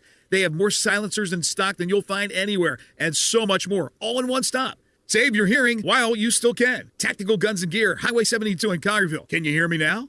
A good friend of mine told me about this awesome place for lunch. Oh, yeah? What's the name? Neil's Grill and Bar, where the fat man rocks. Everybody knows Neil. Where's it located? It's located in Yorkshire Square off of Quince. And what's it like? The best lunch place in Memphis. You know, like real mashed potatoes and gravy. Everything is made from scratch. Monday through Friday, daily lunch specials like Monday, baked chicken, Italian Tuesday, spaghetti, ravioli, Italian spinach, delicious fried catfish, fried chicken livers every Wednesday, Friday, Salisbury steak, barbecue chicken, or if you just want a vegetable plate, the best veggies in town. What about the lunch price? Meat and 2 veggies, $7.95. Meat and 3 veggies, $9.99. And veggie plate, $8.95. Big fat boy portions, man. Man, you're making me hungry. Come hear the best live local music at Neil's. Eddie Smith plays Sundays 5 to 9. Mondays karaoke. Tuesdays Debbie Jameson. Wednesdays Elmo and the Shades. Thursdays John Williams and the A440 Band at Neil's. Where the fat man rocks. Susan, it's so great to finally be able to get together again. Oh, it sure is. And I really appreciate you picking up the bill. I'm happy to. I've got the extra cash. Since we've all been driving so much more again, I've been using Get Upside, the free gas app that pays you cash back for every gallon of gas you buy. Wait a minute. Are you saying you actually get paid cash when you buy gas with the Get Upside app? Yes, up to 25 cents a gallon. Cash back every time I buy gas. Does that actually add up to anything? Some months I make $200 to $300. Wow, that's serious extra cash. I'm downloading the free Get Upside app now. Download the free Get Upside app now in the App Store or Google Play to save up to 25 cents a gallon when you buy gas. Use promo code BOOST for a 25 cents a gallon bonus on your first tank. That's up to 50 cents a gallon on your next fill-up. You can cash out anytime to PayPal or an e-gift card for Amazon and other brands. Just download the free Get Upside app and use promo code BOOST for a 25 cents a gallon bonus on your first tank. That's code BOOST. Mount Moriah Auto Sales. What sets them apart? Great selection, quality, high-end to low-end cars, and low mileage. Mount Moriah Auto Sales is under new management. Ask for Emmett or Steven. Check out their great selection of cars or trucks. Choose from Dodges, Jeeps, Fords, GMCs, Infinitis, Porsches, Range Rovers, Lexus, Mercedes, BMWs, even Bentleys. Mount Moriah Auto Sales also has a great service department with 12 bays for everything from oil changes to alignment to new tires. Go to MountMoriahAutoSales.com. Pick out your like new car or truck today. Mount Moriah Auto Sales, right on the corner and right on the price.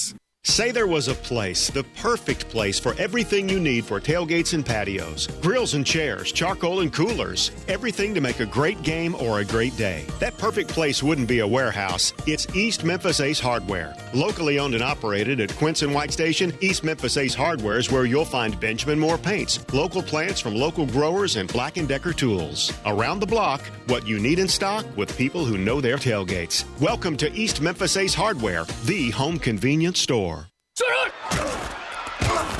Friday football forecast from First National Bank and Trust, a division of First National Bank of Eastern Arkansas. Real estate isn't something you purchase or develop or desire. It's something you appreciate, respect, and know. With real estate, there's no gray area. You either know it or you don't. First National Bank and Trust, a proud division of First National Bank of Eastern Arkansas. They've known it since their beginning in 1886. Clients depend on First National Bank because they know real estate. Brooks Winchester, Curtis Gentry, Bill Samish, and many more can assist you in your acquisition of that hunting land, farmland, a construction project. Let First National Bank and Trust make your dreams a reality. 775 Ridge Lake Boulevard, Suite 140 in Memphis, 901-498-5763, or the office in Collierville, or online at fnbtmemphis.com. For commercial real estate, residential construction, or recreational and agriculture financing, let First National Bank and Trust help you. They're a division of First National Bank of Eastern Arkansas, where I have had an account, been a friend, and been a customer my entire life.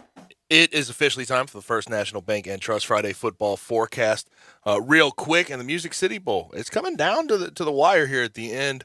Vols up 31-30 over Purdue. Purdue has the ball right now, though. They are driving there on their own 44. It's 3rd and 3, and there's an injury on the field. We'll keep you updated on that. Let's go ahead and start tonight with the Peach Bowl. 6 o'clock. Michigan State minus 3.5 over Pitt. Kenneth Walker, a notable scratch for Michigan State. Kenny Pickett, a notable scratch for Pitt. I'll go with Michigan State minus the 3.5. Okay. Kenny Pickett, and I know Jordan Addison is the Biletnikoff Award winner, really good wide receiver. They have a lot going for them at Pitt. But without Kenny Pickett, I feel like they're going to be a little bit dejected. And Kenny Pickett had mastered that offense. He was there for 5 years, man. So whoever comes in there, I don't think is going to have the same command. And I think Michigan State can hold up in that regard, even without Kenneth Walker. Peyton Thorne, I believe, is his name. I think he can handle the offense. So I'm going to go Michigan State minus 3.5. Me and Brett, we're both going to go opposite of you. We're going to take Pittsburgh. Oh, you're going Pittsburgh. Mm-hmm. All right. So I guess you're not a believer in Peyton Thorne. No Peyton Thorne. No, sorry, Peyton Thorne. All right. Tonight, late game, 9:30 start on ESPN, Las Vegas Bowl. Wisconsin minus the 6.5 over Arizona State. This is a tough one. I went back and forth. I see this one going either way. Herm, of course, at Arizona State. Jaden Daniels, I think, is an okay quarterback. Never really has lived up to the hype. But when you look at Wisconsin and their quarterback, Graham Mertz, he's a turnover machine. But we know if they can get that run game going, they can win ball games. I am going to bank on Wisconsin getting the run game going early and often. I'm going to take Wisconsin minus the 6.5. Yeah, I had the same mindset as you. I'm going to take Wisconsin, but Brett, he's going to take Arizona State. I need to get the records on the bowl game so far. We'll get that when Brett gets back on Monday. Sure. Yeah, he definitely keeps track of them. Tomorrow, we have the Cotton Bowl, 2:30, ESPN. Number 1, Alabama, minus 13.5 over number 4, Cincinnati. I'm going to be the group of 5 homer. I was about to say, we all knew where you were going. Give me Cincy plus a 13.5. I just think it's a big number. But again, I'm not going to count it. I mean, Alabama, I don't doubt they can cover this game. We're both going to go with Alabama. They've been doubted time and time again. I know. Crown them. And here's the other thing: we're gonna pick the Orange Bowl right now. I don't really need Brett's pick. I know who he's picking. Yeah. we know. There's actually a lot of SEC games we're picking. Do we need any of his picks? Yeah, for any of them? the SEC side, Brett's going to pick, but we do have 6:30 ESPN tomorrow. Orange Bowl, number 3, Georgia minus 7.5 over number 2, Michigan. I'm taking Michigan plus 7.5. They have a lot going for them, man. Mm-hmm. People are sleeping on them. I know that they're in a weird situation with their DB Daxton Hill. He's questionable, didn't make the trip, so that could be a problem. But again, I keep banging this drum. Top 10 rush offense, top 20 rush defense, best 1-2 pass rush in college football in David Ojabo and Aiden Hutchinson. Their O-line is the best in college football, Joe Moore Award winner. And Harbaugh is 2-0 against when he's an underdog this year. I like my chances here with Michigan. I think they can win the game straight up. I'm not calling that, but I think they cover the plus 7.5. I think you did call it. I'm also going to go with Michigan. I don't know. It's going to be a tough game. This was another tough game to pick for me, at least, obviously, with it being the semifinals. I'm going to take Michigan, but Brett, do I even need to say who he's taking? He's taking Georgia. How would you feel about Alabama? And it's really what is being favored right now. Alabama, Georgia, national championship game. I mean, it makes sense. It makes probably. sense. When you look probably at the two season, best teams, but they played already. We saw how already that seeing ended it. up. Yeah, so don't want to see it again. I'm with you. Saturday, 11 o'clock, ESPN2, Outback Bowl. Arkansas with a really good year this year. Minus 2.5 over Penn State. Traylon Burks will not be playing in this game. I'll pick, though. Arkansas minus 2.5. Okay. Don't like Penn State. I don't think Penn State's very good. Group block. Group block. Yeah, we only needed me to pick Arkansas. That would be the upset of the century if Brett picked Penn State. Oh, that'd be hilarious. That would be hilarious. Saturday at noon on ESPN, Fiesta Bowl, Notre Dame minus 2.5 over Oklahoma State. This one I kind of went back and forth on. I just don't know how big of a believer I am in Spencer Sanders and Oklahoma State. I'm going to take Notre Dame minus 2.5, but I don't think Notre Dame's very good either, to be fair. Yeah, I'm also going to go Notre Dame, but I almost changed it because Oklahoma State posted a picture on their Twitter of the big screen Jumbotron in the stadium and had a scene from Tombstone in it. Tombstone, one of my favorite movies of all time. So that almost made me switch it just because of that. But I'll take Notre Dame. Brett, he's going to go Oklahoma State. Brett's just fading me. Yeah. I like it. Saturday, another noon game, Citrus Bowl. Kentucky minus 3.5 over Iowa. I've mentioned this about the Citrus Bowl with Iowa versus some SEC team, whether it's in the Outback Bowl or the Citrus. I feel like I've seen this game a million times, even though I haven't. Yeah. Like Iowa versus a middle or a above average SEC team. It's every year. It's every single year. I'm weird here. I'm gonna go Iowa plus 3.5. I don't like their offense, but I don't really like Kentucky's chances against that Iowa defense. Yeah. I just think Kentucky's gonna struggle all day. I think they'll struggle, but I'm still gonna take them. Kentucky minus 3.5, and Brett, he's gonna take Kentucky as well. And here's the other. To be fair with your pick, this could go either way. There's no question about it. But Iowa's offense is just dreadful. Yeah. Terrible. They need to fix it quick. Because I don't understand why they continue to be that sort of old school ground and pound, run the same play, be predictable team and play defense when college football has moved in a different direction. Progressed. You could and they get enough talent. They have good coaching. If you just put it all together and have a good offense, you could compete for the Big Ten championship, for national championships, but they just don't want to do it. It's a bizarre situation there. Jinx. Saturday, 4 o'clock, ESPN, the Rose Bowl. Ohio State's going to be missing 4 of their really good players, including Garrett Wilson and Chris Olave, the 2 of their leading receivers. That's Although huge. Jackson Smith and Jigba will still be playing, Ohio State minus 4.5 over Utah. Checkout factor big here, in my opinion. Utah is going to take this very seriously. I'm going to call Utah with the straight-up upset. I'm not just going to take them plus a 4.5. I think Utah upsets them.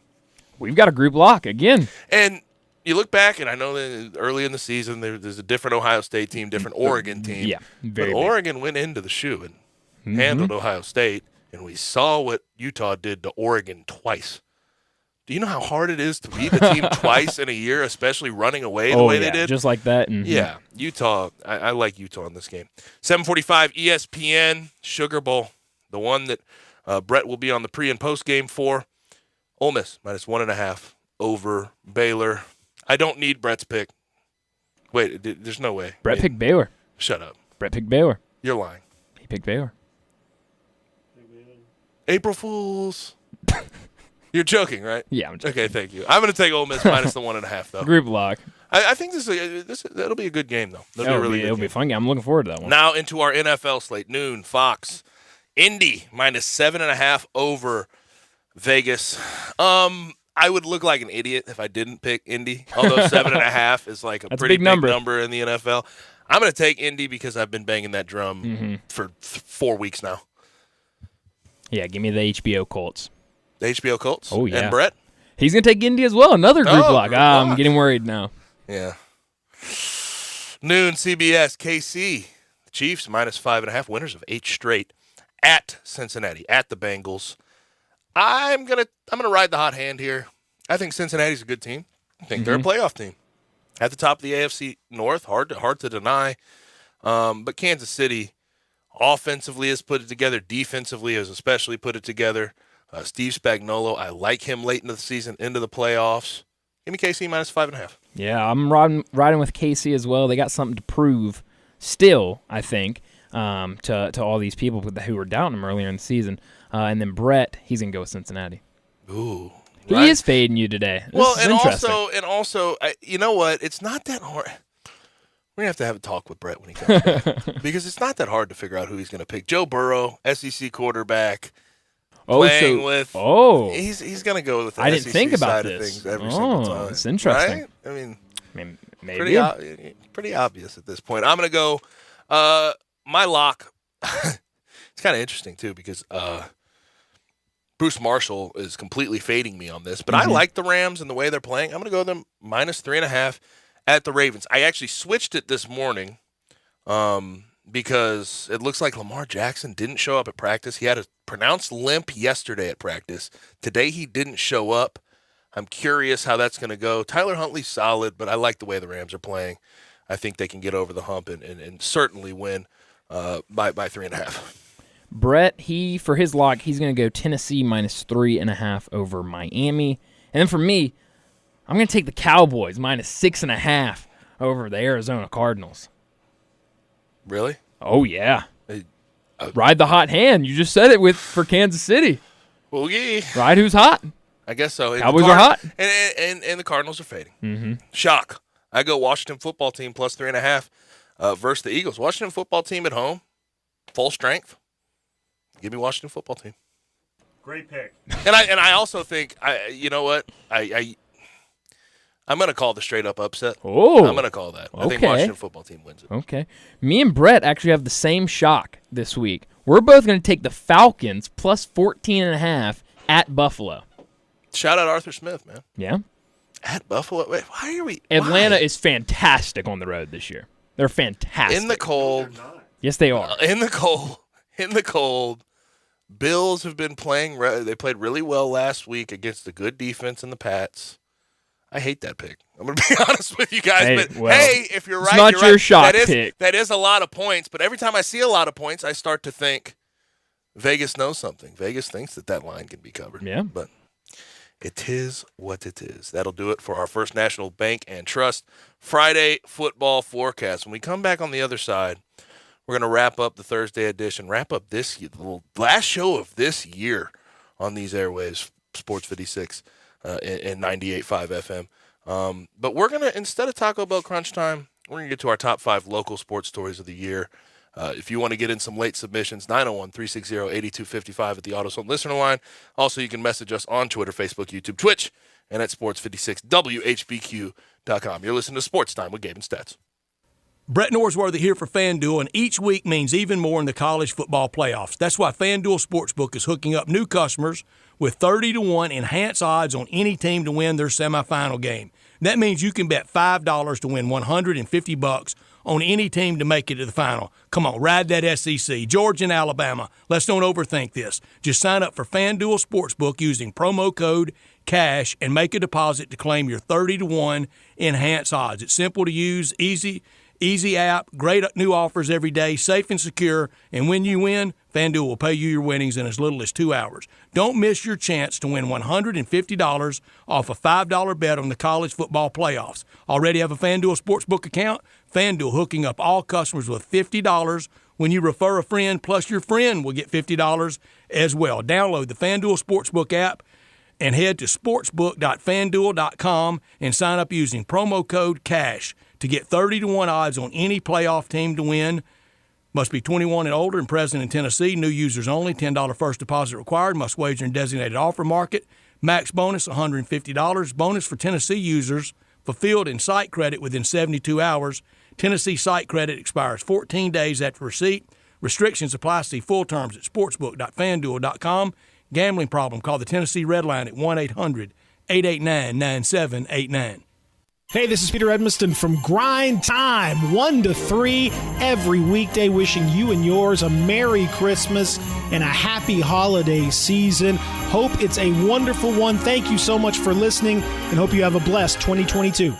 It's time to call Doug and Colin Brown for your house. Looking to buy or sell a home in Mississippi? Rely on Doug and Colin Brown, $1 Million Realtors at Regency Realty in Mississippi.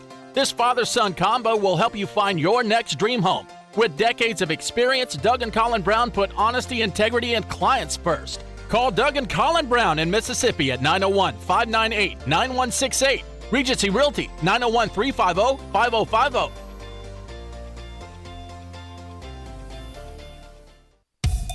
I want to do some bragging rights. Hey, I was just the other day overhearing a conversation with Big Mike, the manager of DeSoto Auto Sales. They've got people buying cars all over the country. North Carolina, South Carolina, Georgia, Alabama, Arkansas, Texas. People from all over the country buy cars at DeSoto Auto Sales in Olive Branch, Mississippi. Why?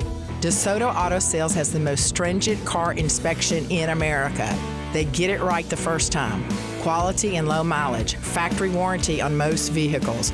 My favorite part is the people who work there. Big Mike, all the employees are professional, friendly, and go that extra mile. Expect as you walk in the door, you're treated like family. DeSoto Auto Sales understands your time matters.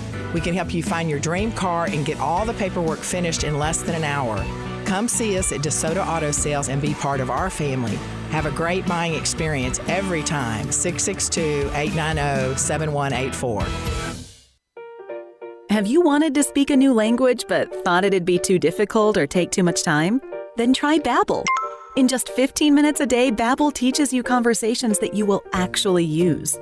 With 14 languages and lesson topics like travel, business, relationships, and more, you'll learn what matters most to you. Babbel. Language for life. Learn a new language with ease. Go to Babbel.com to try for free. That's BABBEL.com. The Christmas sale is happening now at Family Leisure. Did you know that's where Santa goes to shop? Oh, yes. Why? Because arcades are up to 25% off. Air hockey and foosball tables, they start at just $149.99. You can get great deals on hot tubs and saunas. Let me tell you, that is perfect for the winter weather. Trampolines, up to 20% off. This is the best time to buy. Pool tables and shuffleboard tables in stock and ready for delivery. They're not waiting on a boat somewhere. Speaking of delivery, those schedules are filling up very, very fast. So reserve your date now, just in time for Christmas. It's the Family Leisure Christmas Sale. It's happening now. Remember, shop early, shop local, and shop where Santa shops. It's Family Leisure, Whitten Road and I-40. It's where family and fun come together for the holidays. Now, back to Sports Time on Sports 56. Here once again are Brett Norsworthy and Gabe Kuhn.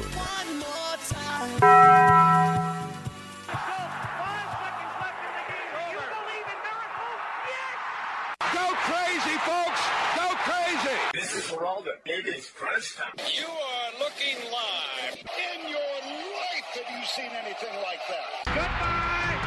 Hello, Haskins. It's obviously crunch time. Hammer, nail, coffin, this baby is over. The double steak grilled cheese burrito, so good. Double the steak with nacho cheese sauce, seasoned rice, red strips, sour cream, and the 3-cheese blend wrapped inside a warm flour tortilla, with even more 3-cheese blend grilled on the top. The double steak grilled cheese burrito, it hits the spot now at Taco Bell. And at Taco Bell, when they say they are feeding people's lives with unexpected good, they mean it. Bowl food you can't get anywhere else. So instead of doing the normal Taco Bell Crunch Time, we're going to get into our top 5 local sports stories of 2021 real quick in the Music City Bowl. Tennessee still up 31-30. They've sort of gotten lockstep. They're playing some defense right now. Good. Purdue has the ball, and they are driving. They're on their own 38 right now, 2nd and 6. We will see how that one ends up. I'll start with the absentee list here. For Brett, he goes a little, I think we're all going to have very similar stories at the very, very top. Yeah. He has penny signing class with Amani Bates and Jalen Duren. 2, he goes the year of Ja and what Ja Morant did and getting past the war, helping get past the Warriors and what he's doing right now. 3, he goes Ole Miss, their 10-2 season. Yeah. Getting 10 wins at Ole Miss is substantial. 4, he goes big preseason hype for the Tigers, but the results, not much on the floor.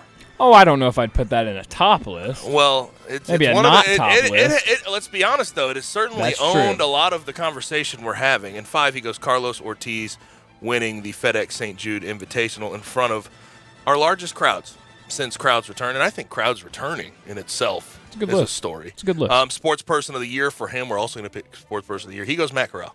And well done. Matt Corral, shout out, man. And I also think there's something to be said about his attitude toward attacking this bowl game, and there's something to be sort of commemorated and observed about what he's done. Yeah. You go ahead. I went all just local Memphis. So I started off number 5. I went the Redbirds 16-game win streak. I was there for all those games. That team was not good. Let me just put it plain and simple. They were not good, but they won 16, 17 games in a row. It was really fun to see the baseball team in the city do that well. Number 4. And some guys got called up there at the end of the year for the Cardinals. Yeah. Lars Nootbaar was definitely Lars Nootbaar was awesome. Which kind of hurt them because they had some good players, but then they got called up. Whatever. Number 4, I go Memphis beating Mississippi State earlier this season. Great crowd. That was awesome. Number 3, I go Memphis beating Alabama in basketball just a couple weeks ago. Also another great crowd. And I think that kind of ties into it, just seeing a crowd like that post-COVID and how big of a factor it played. Number 2, I'm going to go Duren and Bates committing to the Tigers. I think not a lot of people 3 months before they signed thought that those 2 guys were going to end up at Memphis, and being able to get those guys there was huge. And then number 1, I'm going to go Ja Morant leading the Grizzlies to a play-in win over the Golden State Warriors. That's a good one. Purdue, just by the way, took the lead. It was 36-31, and they got a 2-point conversion. So they are up 7, 38-31 over Tennessee in the Music City Bowl with 4:58 come down to the wire. I'll start with my number 5. I go Memphis over number 6, Alabama. I thought it was a really good win, but the reason I have it so low, I mean, look what happened afterward. Yeah. And I know it was great in the moment. I thought the crowd was great. It got involved. You got to see the FedEx Forum jumping again. And last night, by the way, for the Lakers game, that was that was the best crowd I've seen in FedEx Forum. Well done by the city of Memphis last night. 4, this one I seeing firsthand was awesome, and it was a good crowd as well. The Zach Randolph's jersey retirement. Oh, that's and a good one. What he meant for the city. That's a great one. How what they did to commemorate him, all of the acts they had going on. I thought it was just well done, and everybody. It was a happy night. It was a really happy night, and I think the win over the Rockets definitely helped that. I think a loss would have been the same. We would still be happy to see Zach Randolph commemorated the way he was. 3, I go Memphis football beating Mississippi State. I think a lot of people are sleeping on that win. That was a big win, and obviously there were some things, whatever. But Calvin Austin on that punt return was incredible. The place erupted. Now, I think there is something to be said about just kind of like what I said with Memphis over Bama. I mean, the season didn't go the direction you thought it would go after beating Mississippi State, but regardless, still a good win over a good Mississippi State team. Number 2, Grizzlies beating the Warriors and advancing to play the Jazz in the playoffs, and you just sort of saw Ja and that team, Jaren Jackson, saw all those guys. They could break through. There's an opportunity to break through, and you're seeing it right now, 22-14. This is the rare one. The reason this is so high, you've seen it now. It's carried into the next season. We're about to be in 2022, and that team is 4th in the Western Conference in a great spot. So I thought that showed things to come, and it's going to go against everything I said just with my number 2. Number 1, biggest story of the offseason, Penny signing class. I know it hasn't ended up very, very well, and there's been some issues, but getting Imani Bates and Jalen Duren, I mean, people erupted. Oh, yeah. People lost their minds when that happened. Nationally, not even just locally. And you thought, okay, if they get Jalen Duren, we have something to be happy about, excited about. But to get both of them? Both of them was unthoughtable. Unthoughtable? Unthoughtable. I'm making up new words to go into the new year. Yep. Yeah. Unthinkable. I knew what I was saying. But you're 100% right. It was unthinkable. I mean, to get both of those guys was absolutely incredible. That's all we have for today, the week, and the year. What a year, Gabe. It's been a good year. It's been an up and down year. Yeah. Well, for me, getting to be able to start a new hosting job with Brett, it's been nice there, but we still have some things we need to work on, even going into 2022. But thanks for joining us. We always appreciate your support, but especially through the trying times of the past 2 years. I want to thank Greg Gaston, Bruce Marshall, Keith Smith, and Bill Bender for their contributions to the show today. For Brett, for Brian, I'm Gabe. Enjoy your night and have a happy new year. We'll holler at you on Monday.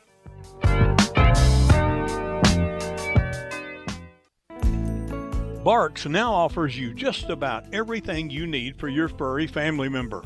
Daycare, luxury boarding, award-winning grooming, veterinary checkups, diagnostic services including digital x-ray, fluoroscopy and ultrasound, complete dental service, vaccinations, preventative care for fleas, ticks, and heartworms, and just about any needed surgical treatment. And did I mention that we treat cats and all types of exotic pets? We are the newest member of the Barks family and the newest, most high-tech veterinary hospital in the Mid-South. Located directly across the street from Barks and Recreation, we are a full-service hospital with a fantastic, experienced staff. If you're having problems getting a timely appointment at your current vet's facility, we are here to serve you. Call us at 901-979-8888. Barks and Medication. Excellence in veterinary care. This is one of those months when you're going to spend a lot of time in the kitchen, making those once-a-year recipes that everybody's expecting. So the last thing you want to do is worry every day about what to make for breakfast or lunch. Instead, swing by Sunrise on Jefferson for some good old-fashioned homemade flavor you don't actually have to make at home. Sunrise will do it for you. Grab a mess of breakfast sandwiches to